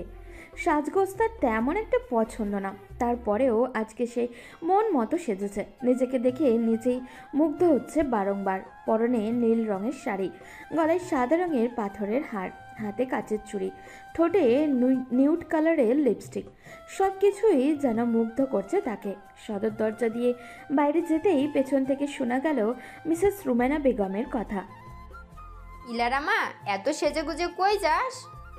মায়ের দিকে তাকিয়ে ইলারা বলে ওঠে, আম্মু ভার্সিটিতে একটা ফাংশন আছে, সেখানেই যাচ্ছি। কথাটা বলেই বেরিয়ে পড়ল ইলারা। প্রভাবের কথা বলাটা ঠিক হবে বলে মনে হলো না তার, তাই ভার্সিটির নাম দিয়ে চলে আসলো। প্রভাবের দেওয়া ঠিকানায় পৌঁছালো ইলারা। বাড়ি থেকে প্রায় 1 ঘন্টার পথ। প্রভাব বলেছিল 7:30 যেতে, কিন্তু ইলারা আসলো 8টা বাজে। বাইরে থেকে সাজানো একটা রেস্টুরেন্ট। ইলারা ধীর পায়ে এগিয়ে রেস্টুরেন্টের ভিতরে প্রবেশ করে। ভেতরে প্রবেশ করতেই দেখা গেল চারপাশে নীল সাদা বেলুন দিয়ে সাজানো। সাউন্ড বক্স থেকে ভেসে আসছে মিষ্টি একটা সুর। চারপাশে চোখ বুলিয়ে সামনে তাকাতে দেখা মেলে প্রভাব চৌধুরী। সাদা শার্ট, কালো কোট পরিহিত লোকটি এগিয়ে আসছে ইলারার দিকেই, হাতে একটা লাল গোলাপের তোড়া। প্রভাব ধীর পায়ে এগিয়ে এসে ইলারার সামনে গিয়ে হাঁটু গেড়ে বসে বলে, তোমাকে যেদিন প্রথম দেখেছি সেদিনই ভালোবেসে ফেললাম। নিজের অজান্তেই অন্তরে ঠাঁই দিয়ে ফেলেছি। তুমি কি সারা জীবনের জন্য আমার জীবনে ফিরে আসবে ইলারা? আমার সহধর্মিণী হবে? প্রভাবের কথায় ইলারা চমকে ওঠে। এমন কিছু আশা করেনি প্রভাবের কাছ থেকে। নজর দেয় প্রভাবের দিকে, শূন্য মস্তিষ্কে ছোট্ট করে জবাব দেয়, এটা সম্ভব না মিস্টার প্রভাব চৌধুরী। আমি তোমার সবটা জেনেই নিজের করে নিতে চাইছি ইলারা। কথা দিচ্ছি কখনো আমার কাছ থেকে নিজেকে তোমার আনসেফ ফিল হবে না। আমি আমার সর্বোচ্চটা দিয়ে তোমায় আগলে রাখার চেষ্টা করব সারাটা জীবন ধরে। ইলারার কণ্ঠ তীব্র হয়। মেয়েটার চোখ ছলছল করে, তবুও সে চায় না কোনোভাবেই চোখের পানি কারোর সামনে ঝরিয়ে নিজের দুর্বলতা প্রকাশ করতে। আপনার সাথে আমার পরিচয় কয়টা দিনের মাত্র মিস্টার প্রভাব চৌধুরী। এরই মধ্যে এমন কিছু করার সাহস কি করে পান আপনি? আপনার থেকে আমি অন্তত এটা আশা করিনি। প্লিজ এটা নিয়ে আর দ্বিতীয়বার আসবেন না আপনি। কথাটা বলেই দ্রুত পায়ে রেস্টুরেন্ট থেকে বেরিয়ে যায় ইলারা। তার যাওয়ার পানে তাকিয়ে রইল প্রভাব। বুক ভরা আশা নিয়ে এসেছিল সে আজ। ইলারার কাছ থেকে তো এটা আশা করেনি সে। তার মানে ইলারা সে কখনোই নিজের করে পাবে না, ইলারা তার হবে না। ভাবতেই বুকটা ধপ করে ওঠে তার। বাড়ি ফিরে এসে শাড়ি চেঞ্জ না করেই নিজের রুমের বারান্দায় গিয়ে ধপ করে বসে পড়ে ইলারা। বুকের ভিতরে ঝড় বয়ে যাচ্ছে তার। মাথায় ঘুরছে শুধু প্রভাবের কথা। প্রভাবকে এইভাবে রিজেক্ট করে সে কি ভুল করেছে? তাকে কি একবারও সুযোগ দেওয়া উচিত ছিল? হঠাৎই ইলারার মাথায় আসে সেও কি প্রভাবের প্রতি দুর্বল। ভেবে পায় না ইলারা, আর ভাবতেও চায় না সেই সব। মস্তিষ্ক শূন্য লাগে বারবার তার। এক জীবনে আর কত সইবে সে? কেটে গেল 22টা দিন। এর মধ্যে ইলারার সাথে প্রভাবের একবারও কথা হয়নি। প্রভাব ভার্সিটিতে গিয়ে কয়েকদিন ইলারার সাথে কথা বলতে চেয়েছিল, কিন্তু ইলারা অ্যাভয়েড করে গেছে বারবার। এরপর থেকে ইলারাকে ফলো করে সে, কিন্তু কথা বলতে চেষ্টা করে না আর। ইলারার দিকে কেবল চুপচাপ তাকিয়ে থাকে। সেটা ইলারাও লক্ষ্য করে, তবে সে কিছু বলে না। প্রভাবে পাশ কাটিয়ে চলে আসে। দুজনের মধ্যে কেউই কারোর সাথে কথা বলে না। আজকেও তাই হলো। ইলারা ভার্সিটি থেকে বের হয়ে রাস্তায় পা দিল। তখনই দেখা গেল প্রভাবকে। রাস্তার একপাশে বাইকে হেলান দিয়ে দাঁড়িয়ে আছে। তার সূক্ষ্ম দৃষ্টি হচ্ছে ইলারার দিকে। করুণ চোখে কেবল তাকিয়ে আছে ইলারার দিকে, যেন তাকে বহু বছর দেখেনি সে। মুখে আগের মতো সেই হাসিটা আর নেই। আগের মতো ইন করা শার্ট, প্যান্ট, কালো রঙের কোট, এইসব কিচ্ছু নেই। গায়ে মেরুন কালারের ছিমছাম একটা শার্ট, শার্টের উপরে দুটো বোতাম খোলা। শক্তপোক্ত বলবান দেহ যেন আজ ক্লান্তির ছাপ। মুখে কেবল কোমলতা, শান্তি ভরা চোখ নিয়ে সে কেবল দেখে যাচ্ছে এক রমণীকে। ইলারার দিক থেকে দৃষ্টি সরায় না প্রভাব, এক নজরে দেখে যাচ্ছে ওকে। প্রভাবের দিকে একবার তাকিয়ে আবারও চোখ নামিয়ে নিল ইলারা। ধীর পায়ে প্রভাবকে পাশ কাটিয়ে চলে আসে সে। এটা প্রতিদিনই হয়, কিন্তু অনেক এর পাশ কাটিয়ে চলে আসার সময় তার বুকটা হু হু করে চলে ওঠে।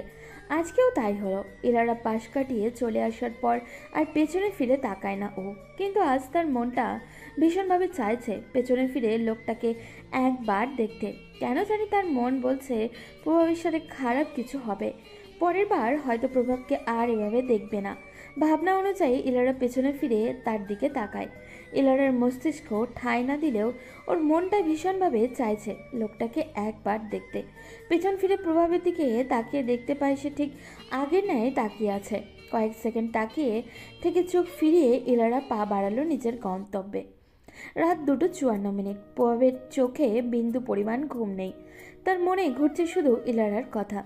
দোতলা ছাদের এক কোণায় রেলিং ঘেঁষে দাঁড়িয়ে আছে সে। গায়ে সাদা রঙের পাতলা একটি টি শার্ট। এক দৃষ্টিতে তাকিয়ে আছে আকাশের জলজল করা গোল আকৃতির চাঁদের দিকে। অন্য সময় হলে চাঁদ তাকার সৌন্দর্য উপভোগ করতো সে, কিন্তু আজ তার করছে না। তার মনে হচ্ছে ইলারার সৌন্দর্যের কাছে এই পূর্ণিমার চাঁদটি কিছুই না। ইলারা যেন পূর্ণিমার চাঁদের চেয়েও খুব সুন্দর। এমন একটা পূর্ণিমার রাতেই প্রভাব ইলারাকে পেতে চেয়েছে। ইলারার সাথে একসাথে চাঁদ দেখার স্বপ্ন দেখেছে সে, কিন্তু তা তো মনে হয় এর জন্মে আর পূর্ণ হবে না। আর না ইলারাকে পাবে এর জন্মে, কিন্তু তাতে কি? প্রভাব পরের জন্মেই ইলারার জন্য অপেক্ষা করবে। এই জন্মে সে কেবল একজনের মায়ায় জড়িয়েছে, কিন্তু তাকে তো আর পাওয়া হলো না। ছোটবেলা থেকে এই পর্যন্ত সে যা চেয়েছেই তাই পেয়েছে, কিন্তু আজ পাচ্ছে না। সে ইলারাকে ভীষণভাবে চাইছে, কিন্তু কেউ পাচ্ছে না ইলারাকে তার করে দিতে। এবার আর কেউ তার ইচ্ছা পূরণ করছে না। এইসব হাবিজাবি ভাবতে ভাবতেই প্রভাব সিঁড়ি দিয়ে নিজের বরাদ্দকৃত রুমে প্রবেশ করলো। আনমনে এগিয়ে গেল একটা ড্রয়ারের কাছে। ড্রয়ারটা খুলে একটা বন্দুক বের করে নিজের হাতে তুলে নিল। ধীর পায়ে হেঁটে এগিয়ে গেল ব্যালকনিতে। রেলিংয়ে হেলান দিয়ে আনমনে চোখ দিয়ে দুফোঁটা অশ্রু বিসর্জন দেয় সে। হঠাৎ করে মনে পড়ল সে বহুদিন পর চোখ থেকে জল ঝরাচ্ছে।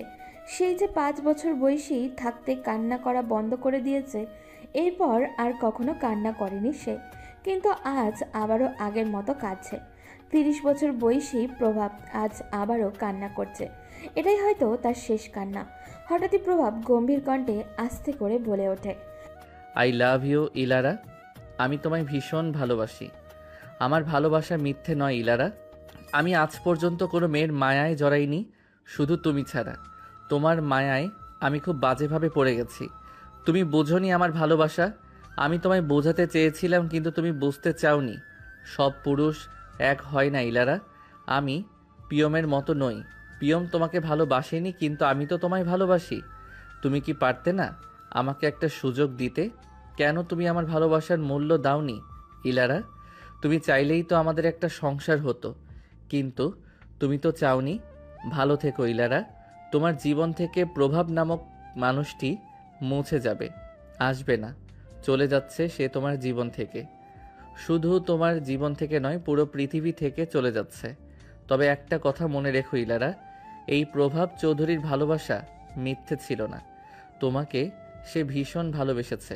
সবশেষে একটাই কথা, সবসময় ভালো থেকো, আর পারলে এই আমাকে মনে রেখো। কথাটা শেষ হওয়ার সাথে সাথেই বিকট শব্দে বন্দুক থেকে একটা গুলি বের হয়ে ঠেকল প্রভাবের শরীরে। লাল রক্তে ভিজে একাকার হয়ে যায় প্রভাবের সাদা রঙের টি শার্টটা। ঘড়ির কাঁটা 4টা ছুঁই ছুঁই। তারপরও ইলারার চোখে ঘুম নামছে না। বিছানার এপাশ ওপাশ শুধু ছটপট করছে সে। কেমন জানি অস্থির লাগছে তার।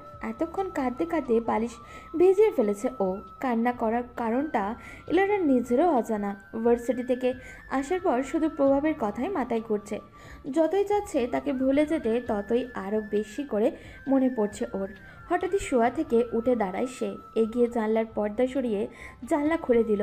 সঙ্গে সঙ্গেই দমকা হাওয়া এলোমেলো হয়ে গেছে ইলারার চুল।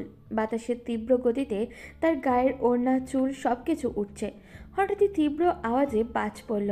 ইলারার বুঝতে বাকি রইল না যে বাইরে ঝড় হচ্ছে। কিছুক্ষণ নীরবে বাইরের দিকে তাকিয়ে রইল সে। বাতাসের সাথে সাথে শরীরে কম্পন দিয়ে উঠছে তার, কিন্তু ওইদিকে কোনো খেয়াল নেই ইলারার। এক নজরে বাইরের তীব্র ঝড় দেখছে সে। তার কাছে যেন এই ঝড় কিছুই না। তার মনে তো আরও দ্বিগুণ বেগে ঝড় বয়ে যাচ্ছে, কিন্তু সেটা কি কেউ দেখেছে? ইলারাও দেখছে না, সে কেবল অনুভব করছে। ইলারা এই মুহূর্তে ভীষণভাবে প্রভাবকে দেখতে ইচ্ছা করছে। তার মন বলছে লোকটাকে ওই দিন এভাবে রিজেক্ট না করলেও পারত সে। তাকে একবার সুযোগ দেওয়ার উচিত ছিল তার। ভাবতে ভাবতেই হু হু করে কেঁদে উঠল ইলারা। বাইরেও ঝুম বৃষ্টি নেমেছে। বৃষ্টির আওয়াজের কারণেই ইলারার কান্নার আওয়াজ শোনা গেল না। এক নাগাড়ে বৃষ্টি হলো প্রায় 1.5 ঘন্টা। কান্না করতে করতে ইলারা কখন ঘুমিয়ে পড়েছিল তা ওর জানা নেই। জানলার পাশে বসেই ঘুমিয়ে পড়েছিল সে। হঠাৎই টেবিলের ওপরে থাকা অ্যালার্ম ঘড়িটি বেজে উঠল। সঙ্গে সঙ্গে ইলারাও জেগে ওঠে। দেয়ালে ঝুলে থাকা ঘড়ির দিকে তাকিয়ে সময় দেখে নিল সে। সকাল 5:42 বাজে। বাইরের দিকে তাকিয়ে আবহাওয়া দেখে নিল সে। বৃষ্টি কমেছে। বসা থেকে উঠে দাঁড়ায় সে। এগিয়ে গিয়ে ঝুড়ি থেকে ব্রাশ তুলে নিয়ে তাতে পেস্ট লাগালো। সামনে থাকা আয়নার দিকে দৃষ্টি পড়তেই খেয়াল করলো তার চোখ দুটো লাল হয়ে আছে। চোখের নিচে কালো দাগ পড়ে গেছে। মনে মনে ভাবে চোখের নিচে কালি পড়াটা স্বাভাবিক, কারণ সে তো অনেক রাতই অঘুমে থাকে। ক্লান্ত শরীর নিয়ে ভার্সিটিতে গেল ইলারা। চারপাশের পরিবেশ শীতল। বৃষ্টি হচ্ছে না আর। ইলারা ভার্সিটির সামনে আজকে আর প্রভাবকে দেখল না। এতেই যেন তার মন অস্থির হয়ে পড়েছে। প্রতিদিন সকালে ভার্সিটিতে আসার সময় ইলারা দেখত প্রভাব গেটের সামনে বাইক নিয়ে দাঁড়িয়ে থাকে, কিন্তু আজ আর তাকে দেখা যাচ্ছে না। ইলারা অস্থির চোখে রাস্তার চারপাশে কয়েকবার চোখ বুলিয়ে নেয়, কিন্তু প্রভাবের দেখা মেলে না। তার বাইকটাও দেখল না। অস্থির মন নিয়ে ভার্সিটি গেট পেরিয়ে ভেতরে প্রবেশ করলো ইলারা। টিচার্স রুমে পা দিতেই লক্ষ্য করে কিছু নিয়ে আলোচনা করছে অন্যান্য টিচাররা। সেদিকে মন দিল না সে। নীরবে নিজের বরাদ্দকৃত চেয়ারে বসল। আলোচনার মধ্যে হঠাৎই মিসেস সুপ্তি ম্যাডাম অন্য টিচারের উদ্দেশ্যে বলে ওঠে, তা মিস্টার প্রভাব চৌধুরী এখন কোন হসপিটালে? কথাটি ইলারার কানে যেতেই ইলারা চমকে ওঠে। প্রভাব হসপিটালে মানে? সব টিচাররা ইলারার দিকে দৃষ্টি দেয়। ইলারা নিজেকে সামনে নিয়ে শক্তি ম্যাডামকে উদ্দেশ্য করে বলে উঠল, ম্যাম আপনি কার কথা বলছেন? কে হসপিটালে? তখনই মিসেস তিশা ম্যাম বলে ওঠে, ইলারা ম্যাম, আপনি জানেন না মিস্টার অলিক চৌধুরীর একমাত্র ছেলে প্রভাব চৌধুরী, তিনি তো হসপিটালে কাল রাতে নাকি সুইসাইড করতে চেয়েছিল। ইলারার মাথা যেন আকাশ ভেঙে পড়ে। প্রভাব সুইসাইড করতে চেয়েছিল, কিন্তু কেন? তার চেয়েও বড় কথা, এখন তিনি কোথায়? শরীর কেমন আছে? হঠাৎই চেয়ার ছেড়ে উঠে দাঁড়ালো ইলারা। দ্রুত পায়ে হেঁটে টিচার্স রুম থেকে বেরিয়ে পড়লো। এগিয়ে গেল প্রিন্সিপাল স্যারের রুমের দিকে। স্যার? প্রিন্সিপাল স্যার চোখ তুলে তাকালো ইলারার দিকে। ইলারা ম্যাম যে, কোনো দরকার? স্যার আমার আজকে ছুটি লাগবে। ছুটি? কি কারণে? আসলে স্যার আজকে আমার শরীরটা ভীষণ খারাপ লাগছে। এই শরীর নিয়ে ক্লাস নেওয়া সম্ভব নয়, তাই আজকের জন্য ছুটি দিবেন স্যার? প্রিন্সিপাল স্যার একটু ভেবে বলে ওঠে, ঠিক আছে, সুস্থ হলে আসবেন। Okay sir. বলেই প্রিন্সিপাল স্যারের রুম থেকে বেরিয়ে পড়ল ইলারা।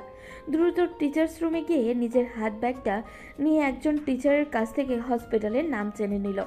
তারপর ভার্সিটির গেট পেরিয়ে একটা অটো নিয়ে রওনা দিল হসপিটালের উদ্দেশ্যে। হসপিটালের সামনে গিয়ে অটোর ভাড়া মিটিয়ে প্রবেশ করলো হসপিটালের ভিতরে। প্রভাবের কেবিন নাম্বার জেনে নিয়ে দ্রুত পায়ে এগোলো সেই দিকে। তিনি 3 তলার 21 নম্বর কেবিনে রয়েছেন। তিনি 3 তলায় প্রবেশ করতেই দেখা গেল 21 নম্বর কেবিনের সামনে লোকজনের ভিড়। ইলারা ধীর পায়ে এগিয়ে গেল কেবিনের সামনে। একপাশে দেখা গেল অনিকের বাবা অলিক চৌধুরীকে। নীরবে একটা চেয়ারের উপরে বসে আছেন তিনি। ইলারা মনে হলো এখন মিস্টার চৌধুরীর কাছে যাওয়া উচিত নয়। ছেলের এমন অবস্থার মন মানসিকতা ভালো নেই তার, কিন্তু তারপরেও ইলারা চায়। তার অস্থির মন তো প্রভাবের অবস্থা জানতেই চাইছে। এখানে তো ইলারা মিস্টার অলিক চৌধুরীকে ছাড়া আর কাউকে চিনেন না। ইলারা এগিয়ে গেল মিস্টার অলিক চৌধুরীর কাছে। স্যার বলতে গিয়েও বলল না, আঙ্কেল বলে সম্বোধন করলো। আঙ্কেল। মিস্টার অলিক চৌধুরী চোখ তুলে তাকালো ইলারার দিকে, ছোট্ট করে বলে ওঠে, ইলার মা তুমি? ইলারা চুপ করে রইল কয়েক সেকেন্ড। তারপর কিছু বলতে যাবে তার আগেই পাশ থেকে একটা মহিলা ইলারাকে উদ্দেশ্য করে ডেকে ওঠে, এই এদিকে আসো। ইলারা তাকালো মহিলাটার দিকে, চোখ মুখ ভাঙা। মহিলাটিকে প্রথমেই দেখেছিল ইলারা, অন্য একটা মহিলার কাঁধে মাথা রেখে নীরবে কান্না করছিল। ইলারা বুঝতে পারল এটা প্রভাবের রিলেটিভ কেউ হবে। ইলারা এগিয়ে গেল মহিলাটির কাছে। মিসেস সাবিরা বেগম বসা থেকে উঠে দাঁড়ালো। নিজেকে সামলে নিয়ে ইলারার এক হাত ধরে হাসপাতালের এক কোণায় গেল। ইলারা বুঝল না মহিলাটার কার্যক্রম। সে কেবল নীরবে তাকিয়ে রইল। এক কোণে গিয়ে মিসেস সাবিরা বেগম মুখ খুললেন, ভাঙা কণ্ঠে বলে উঠলেন, তুমি ইলারা?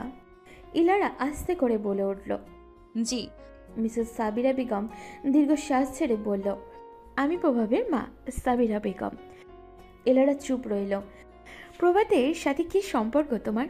এরা থমকে গেল। কি সম্পর্ক বলবে সে বুঝতে পারছে না। ইতস্তত বোধ করে বলল, আমরা এমনিতেই পরিচিত। তুমি জানতে প্রভাব তোমাকে ভালোবাসে? ইলারা চমকে ওঠে। কি বলবে সে এখন? কিছুই বুঝতে পারছে না ইলারা। কি বলছেন সাবিরা বেগম? ইলারা হঠাৎই বলে ওঠে, উনি এখন কেমন আছেন? মিসেস সাবিরা বেগম চোখের পানি মুছে বলে উঠল, ভালো নেই। ইলারার বুকটা যেন হু হু করে কেঁপে উঠল। কি হয়েছে ওনার? ডক্টর কে বলল সুস্থ হয়ে যাবে, তাই না? মিসেস সাবিরা বেগম দীর্ঘ একটি শ্বাস ছেড়ে বলল, সুইসাইড করতে চেয়েছিল প্রভাব। কালকে রাত 3:30টায় হঠাৎ করেই একটা বিকট শব্দ আসলো ওর রুম থেকে। আমার রুম ওর রুমের পাশেই। শব্দের কারণে ঘুম ভেঙে যায় আমার। উঠে গিয়ে ওর রুমে গেলাম। রুমের দরজাটা খোলাই ছিল। রুমের ভেতরে ঢুকে বিছানার দিকে তাকিয়ে দেখলাম আমার ছেলেটা নেই বিছানায়। চোখ গেল ব্যালকনির দিকে। দেখলাম সেই দিক থেকে লাল তাজা রক্তের স্রোত বেয়ে আসছে। একটু এগিয়ে গিয়ে দেখি আমার ছেলেটা নিত শরীরটা ফ্লোরে লুটিয়ে পড়ে আছে। তারপর আমার চিৎকার শুনে রুম থেকে বেরিয়ে আসে ওর বাবা। বলতে বলতেই কেঁদে ওঠে মিসেস সাবিরা বেগম। আবারও বলা শুরু করলেন তিনি, আমার একটাই সন্তান প্রভাব, আমার একমাত্রই ছেলে। নারী ছাড়া রত্ন আমার।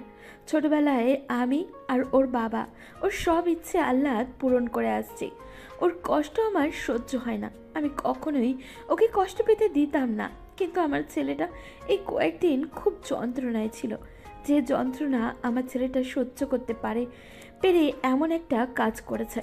আমার কি ভাগ্য দেখো, একজন মা নিজের সন্তানের এমন করুণ অবস্থা দেখতে হচ্ছে। কাঁদতে কাঁদতে কথাগুলো বলল মিসেস সাবিরা বেগম। ইলারা কেবল তাকিয়ে আছে সাবিরা বেগমের দিকে। সন্তানের এমন অবস্থা একজন মার কিভাবে সহ্য হয়? ইলারাও তো বুক জ্বলছে। ইলারার চোখ দিয়ে কয়েক ফোঁটা জলও গড়িয়ে পড়ে। সাবিরা বেগম তাকালো ইলারার দিকে। ইলারাকে কাঁদতে দেখে তিনি হাত বাড়িয়ে ইলারার চোখের পানি মুছে দিলেন। আস্তে করে বলে ওঠেন, দাঁড়াও এখানে, আমি আসছি। বলেই মিসেস সাবিরা বেগম চলে গেল।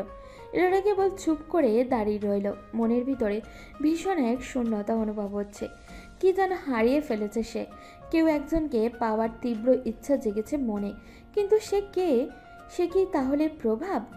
প্রিয়ম তার সাথে যা করেছিল তারপর থেকে ইলারা তো ভেবেই নিয়েছিল সে আর কখনো কোনো পুরুষকে ভালোবাসবে না, কিন্তু সে তো প্রভাবকে ভালোবেসে ফেলেছে।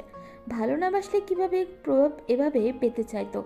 মানুষ বলে থাকতে মূল্য দেয় না, যখন হারিয়ে যায় তখন বোঝায়। ইলারার ক্ষেত্রেও কি তাই হলো? প্রভাব তখন নিজ থেকে ভালোবাসার কথাই বলেছে ইলারাকে, তখন ইলারা মূল্য দেয়নি। মিসেস সাবিরা বেগমের কথায় ঘোর ভাঙল ইলারার। ধরো এটা, ব্যালকনিতে পেয়েছি, একটু খুলে দেখি তোমার নাম। মিসেস সাবিরা বেগম ইলারার হাতে একটা কাগজ দিয়ে ধীর পায়ে হেঁটে চলে গেলেন। 4 কোণা ভাঁজ করা একটা কাগজ। কাগজের উপরে শুকনো লাল রং লাল রক্তেও লেগে আছে। ইলারা ভাঁজ করা থেকে খুলল কাগজটি। খুলতেই চোখ পড়ল প্রভাবের সুন্দর হাতের লেখা। প্রিয় ইলারা, একদিন এক মায়াবিনী বন্দী হয় আমার নজরে। আমি জীবনের সেই রঙিন যুবক, বয়সখানা ইতিমধ্যেই পার করে ফেলেছি। এখন হয়তো এমন বেহিসেবি কাজ কারবার মানাবে না আমার সঙ্গে, তবুও আমি নিরুপায়। যখনই চিন্তা করি আপনি আমার নয়, তখনই বুকের একটা পাশ জুড়ে আমার তীব্র যন্ত্রণা খেলে যায়। আমি জানি আপনার অতীত সাবলীল নয়, আমি জানি সমাজ আপনার আমার এই সম্পর্ক স্বাভাবিক চোখে দেখবে না। আমি জানি আপনার মনের অবস্থাও আমার মতো প্রথম প্রেমে পড়ার অনুভূতির মতো নয়। তবুও আমি চাই আপনাকে, একটি জীবনের গড় আয়ু বাকিটা সময় আপনাকে পাশে রাখতে। একটা মিষ্টি সকালের শুরুটাই করতে চেয়েছি আপনার মুখটি দেখে, তবে তা হওয়ার নয়। যখনই ভাবি এই ইচ্ছেগুলো পূরণ হবে না, নিজেকে বৃথা মনে হচ্ছে। এমন অনুভূতির সাথে তো আমি পরিচিত নই মিস ইলারা। আপনি চাইলেন না আমায়, তাই আমিও না হয় এক জীবনের একটি বিশেষ না পাওয়া নিয়েই মুছে গেলাম আপনার জীবন থেকে, গোটা পৃথিবী থেকে। নিজের তো হতে দিলেন না আমায়। আমি চলে যাওয়ার পর অন্তত আমার নামখানা মনে রাখবেন প্লিজ। আমি আপনার মনে না হোক, স্মৃতির এক কোণায় ধুলোর মতো পড়ে থাকতে চাই। ধরে নিন এটাই আমার শেষ অনুরোধ। আমায় ভুলবেন না ইলারা, আমায় ভুলবেন না। চিঠিটি পড়ে শেষ করেছে ইলারা। চোখ বেয়ে নোনা পানি পড়ছে তার। শরীর ভার ছেড়ে দিয়ে লুটিয়ে বসে পড়ল হাসপাতালের ফ্লোরে। নিজের কাছে নিজেকেই দোষী মনে হচ্ছে ইলারার।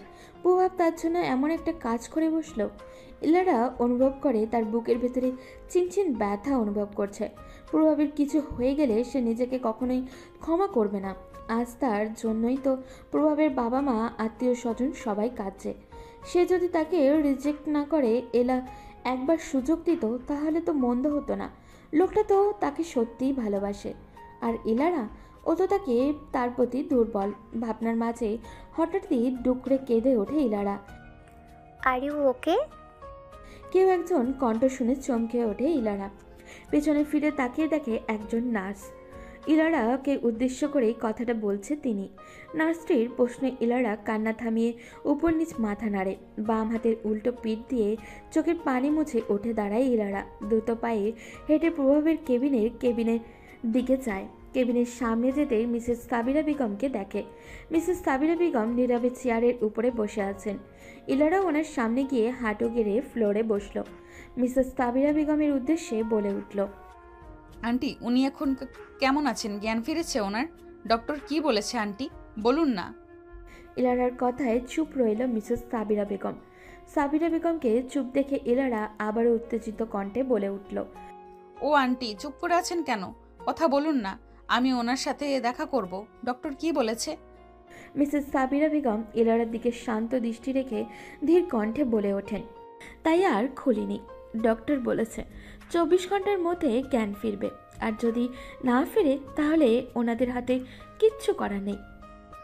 ইলারা শান্ত হয়ে বলে ওঠে, আমি ওনাকে দেখতে চাই আন্টি।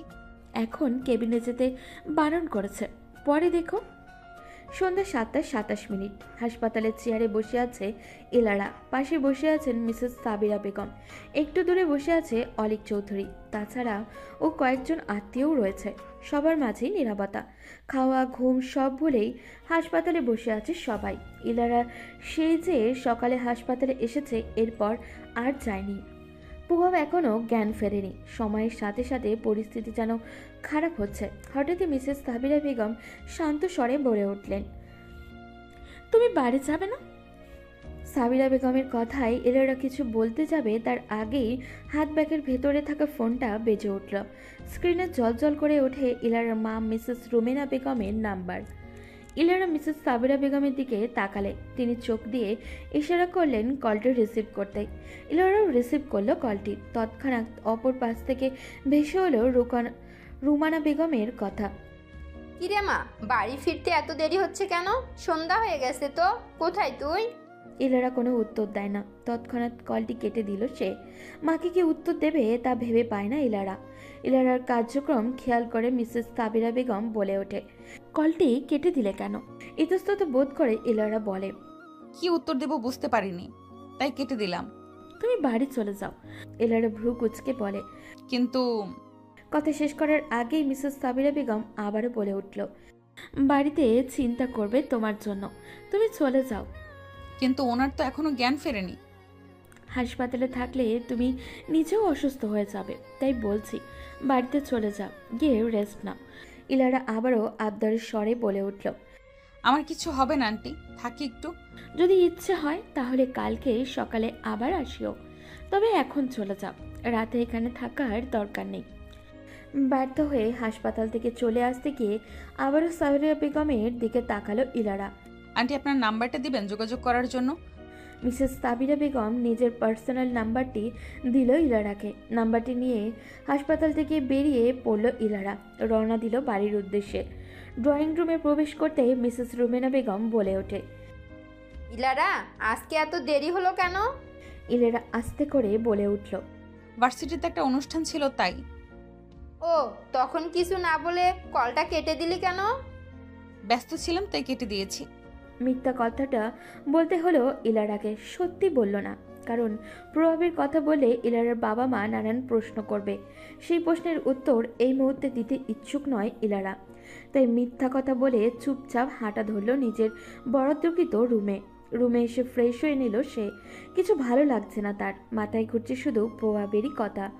মায়ের ডাকে খেতে গেল ইলারা, খেতে ইচ্ছাও করছে না, না করলেও রুমেনা বেগমের বকা শুনে খেতে গেল ও। অল্প একটু খেয়ে আবারও নিজের রুমে চলে আসলো। রুমে এসেই কল দিল মিসেস সাবিরা বেগমের নাম্বারে। দুবার রিং হতেই কলটা ধরল মিসেস সাবিরা বেগম। আসসালামু আলাইকুম আন্টি, ইলারা বলছি। ওপাশ থেকে ভেসে এলো সাবিরা বেগমের শান্ত গলার স্বর। বলো। ওইদিকের পরিস্থিতি কেমন? ও ওনার জ্ঞান ফিরেছে? শেষের কথাটা একটু অপ্রস্তুত হয়ে বলল ইলারা। ইলারার কথার উত্তর দিল মিসেস সাবিরা বেগম, জ্ঞান এখনো ফেরেনি, ডক্টর বলেছে সকালে ফিরতে পারে। ইলারা ছোট্ট করে জবাব দেয়, ও, খেয়েছো তুমি? জি। ঠিক আছে, রেস্ট নাও। আচ্ছা আন্টি, আসসালামু আলাইকুম বলেই কল কেটে দিল ইলারা। ধীরে বিছানায় ঠিক করতে করতে লাগলো ঘুমের জন্য, কিন্তু কিছুতেই মন বসছে না তাতে। মাথার নিচে একটা বালিশ নিয়ে লাইট অফ করে শুয়ে পড়ল ইলারা। গায়ের উপর পাতলা কম্বলটি জড়িয়ে নিল। এভাবে কাটলো প্রায় 3 ঘন্টা। তারপরেই ইলারার চোখে ঘুম আসলো না, অস্থির লাগছে তার। প্রভাবের জ্ঞান ফিরেছে কিনা তাও জানে না সে। দেওয়ালে ঝুলে থাকা ঘড়ির দিকে তাকালো ইলারা। ঘড়িতে কাটায় তখন 1:36 বাজে। ইলারা ভাবলো একবার সাবিরা বেগমকে কল দিবে, কিন্তু এত রাতে কল দেওয়াটা ঠিক হবে না। এইসব ভাবতে ভাবতে বিছানার এপাশ ওপাশ শুধু ছটফট করছে ইলারা। অস্থিরতা যেন তাকে ছাড়তেই চাইছে না। এভাবে আরও 20টা মিনিট কাটিয়ে ইলারা কল লাগালো মিসেস সাবিরা বেগমের নাম্বারে। এবার কিছু না ভেবেই কল দিল সে। তার মন তো শুধু প্রভাবের কথা জানতে চাচ্ছে। 3-4 বার রিং হয়ে কলটা কেটে গেল। ইলারা আবার একই নাম্বারে কল দিল। এবার একবার রিং হতেই কলটা ধরল সে। কলটা রিসিভ হতেই ইলারা বলে ওঠে, আসসালামু আলাইকুম। ওপাশ থেকে ভেসে উঠল পুরুষালী কণ্ঠ। ওয়ালাইকুম আসসালাম, কে বলছেন? পুরুষের কণ্ঠস্বর শুনতে থতমত খেয়ে যায় ইলারা। আপনি প্রভাব চৌধুরীর কে হন? আমি প্রভাব ভাইয়ের মামাতো ভাই। আপনি কে? কয়েক সেকেন্ড সময় নিয়ে ইলারা বলে ওঠে, আপনি আমাকে চিনবেন না। এই ফোন যার, উনি কোথায়? ওনাকে দিন। অপর পাশ থেকে ভেসে আসে, সরি, উনি এখন ব্যস্ত আছেন, আপনি কালকে সকালে কল দিয়েন। ইলারা কিছু বলতে যাবে তার আগেই অপর পাশের লোকটা কলটি কেটে দিল। প্রভাবের খবরটা নিতে পারল না ইলারা। প্রায় 30 মিনিট পর ইলারার ফোনে কল আসলো। স্ক্রিনে জল করছে মিসেস সাবিরা বেগমের নাম্বারটা। তাড়াহুড়ো করেই কলটি রিসিভ করলো ইলারা। রিসিভ করতেই ওপাশ থেকে মিসেস সাবিরা বেগম বলে উঠলেন, কল দিয়েছিলে ইলারা? আন্টি। ও, প্রভাবের কাছেই ছিলাম, তাই আমি ধরতে পারি নাই। ওনার জ্ঞান ফিরেছে আন্টি। কিছুক্ষণ আগেই সবার সাথে কথা বলেছে, এতক্ষণ এখন ঘুমাচ্ছে। ইলারা যেন স্বস্তি ফিরে এসেছে। জ্ঞান ফিরেছে। আমি আসবো আন্টি। এত রাতে তুমি হাসপাতালে আসবে কোনো দরকার নেই, কালকে সকালে এসো। কাল শুক্রবার, ভার্সিটি তো বন্ধ, সকালের দিকে চলে এসো। ইলারাও বুঝলো এত রাতে যাওয়াটা উচিত নয়, তাই সে শুনল মিসেস সাবিরা বেগমের কথা। আচ্ছা আন্টি। ঘুমাও এখন, জেগে থাকার দরকার নেই, ঘুমাও। কথা শেষ করেই কলটি কেটে দিল মিসেস সাবিরা। ইলারা বিশেষ কিছু ফিরে পেয়েছে তার জীবনে। তার মন এই মুহূর্তে চাইছে শুধু প্রভাবকে দেখতে। কিছুক্ষণ ছটফট করে ঘুমিয়ে পড়েছে ইলারা। সকাল 9:57। দরজায় কড়ায় ধাক্কানোর শব্দে ঘুম ভাঙল ইলারার। ঘড়ির দিকে তাকালো, দেখলো 10টা বেজে যাচ্ছে। চমকালো ইলারা। সাধারণত সে এত দেরি করে ঘুম থেকে ওঠে না। কালকে রাতে অ্যালার্ম দিয়ে ঘুমায়নি, তাই ঘুম থেকে উঠতে দেরি হয়ে গিয়েছে। তাছাড়া কাল রাতে দেরি করে ঘুমিয়েছিল। বাইরে থেকে রুমানা বেগমের কণ্ঠস্বর ভেসে আসে। কি রে ইলারা, উঠবি না ঘুম থেকে? ইলারা গলা বাড়িয়ে বলে, উঠছি। ঘুম থেকে উঠে ফ্রেশ হয়ে ছিমছাম একটা সুতির 3 পিস গায়ে জড়িয়ে নিল ইলারা। কোমর ছুঁই চুলগুলোকে একটা বেনি করে নিল। নর্মালভাবে তৈরি হয়ে নিল ইলারা। এখন হসপিটালে যাবে সে। ডাইনিং রুমে গিয়ে টেবিলে বসলো নাস্তা করার জন্য। রুমানা বেগম নাস্তা দিতে দিতেই বলে উঠলেন, কোথাও বের হবি ইলারা? ভার্সিটি তো বন্ধ আজ। কাজ আছে মা, তাই বের হচ্ছি। ও আচ্ছা, সাবধানে যাবি মা। নাস্তা করে রওনা দিল হসপিটালের উদ্দেশ্যে ইলারা। প্রভাবের কেবিনের সামনে আসতেই দেখতে পেল মিসেস সাবিরা বেগম ও অন্য একজন মহিলা। পাশে বসে আছে মিস্টার অলিক চৌধুরী। তাছাড়া আর তেমন কেউ নেই। ইলারা এগিয়ে গেল সাবিরা বেগমের কাছে। আন্টি। সাবিরা বেগম চোখ তুলে তাকালো ইলারার দিকে। ও, তুমি এসেছো? ভেতরে যাও, প্রভাব জেগেই আছে। কেবিনের ভিতরে প্রবেশ করলো ইলারা। হসপিটালের বেডে শুয়ে আছে প্রভাব। কিছুটা ইতস্তত নিয়ে প্রভাবের দিকে এগিয়ে গেল ইলারা। প্রভাব দেখলো ইলারাকে, শান্ত স্বরে বলে উঠল, কেন এসেছেন এখানে মিস ইলারা? এরা কি বলবে ভেবে পায় না। এখন কেন এসেছে তা বলতে গেলে নিজের মনের কিছু অকথিত সত্য। প্রভাবের প্রশ্নের উত্তর না দিয়ে সে বলে উঠল, কেন নিজের ক্ষতি করতে চেয়েছেন? ছোটবেলা থেকে আমি যা চেয়েছি তাই পেয়েছি। আপনি আবার ভাববেন না এটা আমি অহংকার করে বলছি। যেটা সত্য সেটাই বলছি। কোনো কিছুর অভাব ছিল না। একজনকে আমি ভীষণ করে চেয়েছি, কিন্তু পাইনি তাকে। ওই না পাওয়াটা আমাকে খুব বাজেভাবে আঘাত করেছে, আর এই আঘাত সহ্য করতে পারিনি আমি। আপনি যেটা চান সেটা তো সম্ভব নয় মিস্টার প্রভাব। আপনি চাইলেই তো সম্ভব, কিন্তু আপনি তো চাইলেন না। ইলারা কিছুক্ষণ চুপ করে থেকে তারপর বলে ওঠে, আপনি যেটা চান সেটা সমাজ তো ভালোভাবে দেখবে না। প্রেমে তো আমি পড়েছি, সমাজ নয়। সমাজের কথা ভাবতে গেলে আমায় দেখতে এলেন কেন এখন? বোঝার চেষ্টা করুন আপনি, আমি একটা ডিভোর্সি মেয়ে। তো ডিভোর্সি মেয়েদের কি বিয়ে হয় না ইলারা? কথার উত্তর দিতে পারে না ইলারা। কি বলবে সে? বিয়েতে তার ভয়, এটা বলবে? কিন্তু আগেও কি কেউ ইলারার মতো করে বোঝার চেষ্টা করবে? প্রভাবের দিকে মায়া ভরা দৃষ্টিতে এক নজর তাকিয়ে নীরবে কেবিন থেকে বেরিয়ে যায় ইলারা। কেটে গেল 13টি দিন।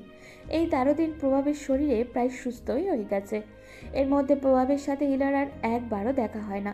তবে মাঝে মধ্যে মিসেস সাবিরা বেগমের সাথে কথা হয়েছে ইলারার। ভার্সিটি থেকে বের হয়ে বাড়ির উদ্দেশ্যে রওনা দিল ইলারা। বেশ ক্লান্ত লাগছে তার। মনে মনে ভেবে নিল বাড়ি গিয়ে একটা ঘুম দেবে। কিন্তু বাড়ির ড্রয়িং রুমে প্রবেশ করতেই দেখা গেল মিস্টার অলিক চৌধুরীকে, মিসেস সাবিরা বেগম ও প্রভাবকে। একটা সোফায় বসে আছে ইলারার বাবা মায়ের সাথে কথা বলছে। ইলারা কিছুটা অবাক হয়। ইলারা ভেতরে প্রবেশ করে প্রভাবের মাকে সালাম জানালো। সালামের উত্তর দিয়ে মিসেস সাবিরা বেগম বলে উঠল, এই তো ইলারা চলে এসেছে, বসো এখানে। মিসেস সাবিরা বেগম সোফায় জায়গা দেখিয়ে বসতে বলল ইলারাকে। ইলারা কথা না বাড়িয়ে বাধ্য মেয়ের মতো বসলো সোফায়। তখনই মিস্টার আফজল সাহেব তাকে উদ্দেশ্য করে বলে ওঠে, ইলার মা, তোমার সাথে আমাদের কিছু কথা আছে। জি আম্মু, বলো, আমি শুনছি। তুমি নিশ্চয়ই ওদের চেনো। ওনারা প্রভাবের বাবা মা। ওনারা প্রভাবের বউ বানাতে চায় তোমাকে। এতে আমাদের কোনো সমস্যা নেই। এখন তোমার মতামত জানতে চাচ্ছি। আফজল সাহেবের কথায় অবাক হয় ইলারা। অবাক নয়নে তাকায় প্রভাবের দিকে। প্রভাব স্বাভাবিকভাবেই তার দিকে তাকিয়ে বসে আছে। উপস্থিত সবার দৃষ্টি এখন ইলারার দিকে। ইলারাকে চুপ থাকতে দেখে মুখ খুলল মিসেস সাবিরা বেগম। দেখো মা, আমার তোমার অতীত সম্পর্কে জানি, আর এখন ডিভোর্সি মেয়েদের বিয়ে হয় অহরহ। ডিভোর্সিরাও একটা সুন্দর জীবন পায়, তাছাড়া সমাজ কি বলবে সেদিকে আমার কান দেব কেন?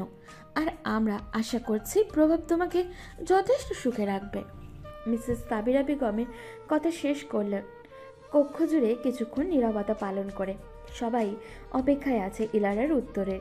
ইলারা কিছুক্ষণ চুপ থাকে, তারপর দীর্ঘশ্বাস ফেলে প্রভাবের দিকে একবার তাকিয়ে সামনের উপস্থিত সবার উদ্দেশ্যে বলে ওঠে, আমি রাজি। বলেই উঠে চলে যায় নিজের বরাদ্দকৃত রুমে। প্রভাবরা কিছুক্ষণ কথা বলে চলে যায়। সময় চলে যায় তার নিজ গতিতে। এর মাঝে পেরিয়ে গেছে 9টা দিন। লাল খয়েরি রঙে বেনারসি জড়িয়ে প্রভাবের সাথে ফটো তুলতে ব্যস্ত আছে ইলারা। মুখ ভর্তি সাজ, মুখে ভারী সাজ। কিছুক্ষণ পর 3 কবুল সমাপ্ত হলো প্রভাব আর ইলারার বিয়ে। কনে বিদায়ে পর্ব শেষ করে রওনা হলো প্রভাবের বাড়ির উদ্দেশ্যে। আজ আবারও নতুন অনুভূতি খেলেছে ইলারার মনে। প্রভাবদের বাড়ির আত্মীয় স্বজন ভরপুর। ছোট বাচ্চারা এদিক সেদিক খেলছে। যুবতী মেয়েরা ইলারার সাথে আড্ডা দিচ্ছে। ইলারাও আড্ডায় মেতে উঠেছে। কিছুক্ষণ পর মিসেস সাবিরা বেগম এসে দেখে যাচ্ছেন ইলারার কোনো সমস্যা হচ্ছে কিনা। আত্মীয় স্বজন সবার সাথে ইলারা খুব সহজে মিশে গেছে। ইলারা যেন তার জীবনের রঙিন জীবনটা আবারও ফিরে পেয়েছে। আবারও সে স্বপ্ন দেখা শুরু করেছে একটা সুখের সংসারের। প্রভাব ও ইলারা বিয়ে কেটে গেছে 10 দিন। রাত 8টা বেজে 7 মিনিট। প্রভাবের রুমে বসে ইলারা ভার্সিটির কিছু খাতা দেখছে। হঠাৎই ইলারার ফোনে কল আসলো প্রভাবের। কলটা রিসিভ করলো ইলারা। হ্যালো, কোথায় তুমি? রুমেই আছি। 2 কাপ কফি নিয়ে ছাদে আসো। বলে কলটি কেটে দিল প্রভাব। ইলারা কিচেনে গিয়ে কফি বানিয়ে হাঁটা ধরল ছাদের দিকে। পূর্ণিমার আলোয় পুরো ছাদটা আলোকিত হয়ে আছে।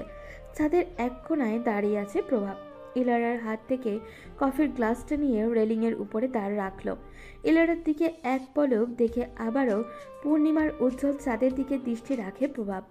বাম হাত দিয়ে ইলারার শাড়ি ভেদ করে কোমর জড়িয়ে ধরে নিজের কাছে টেনে আনে ধীর কণ্ঠে বলে ওঠে, এমন পূর্ণিমার রাতে তোমার সাথে চাঁদ দেখার আকাশ সমান আশা ছিল, যে আশা আজ পূরণ হয়েছে। আমার জীবনে পূর্ণিমা হয়ে থেকো। তোমার পূর্ণিমার চাঁদের মতো মুখটা দেখে আমি আমার শেষ নিঃশ্বাস ফেলে এই দীর্ঘ জীবনের সমাপ্তি দিতে চাই। প্রেমবতী।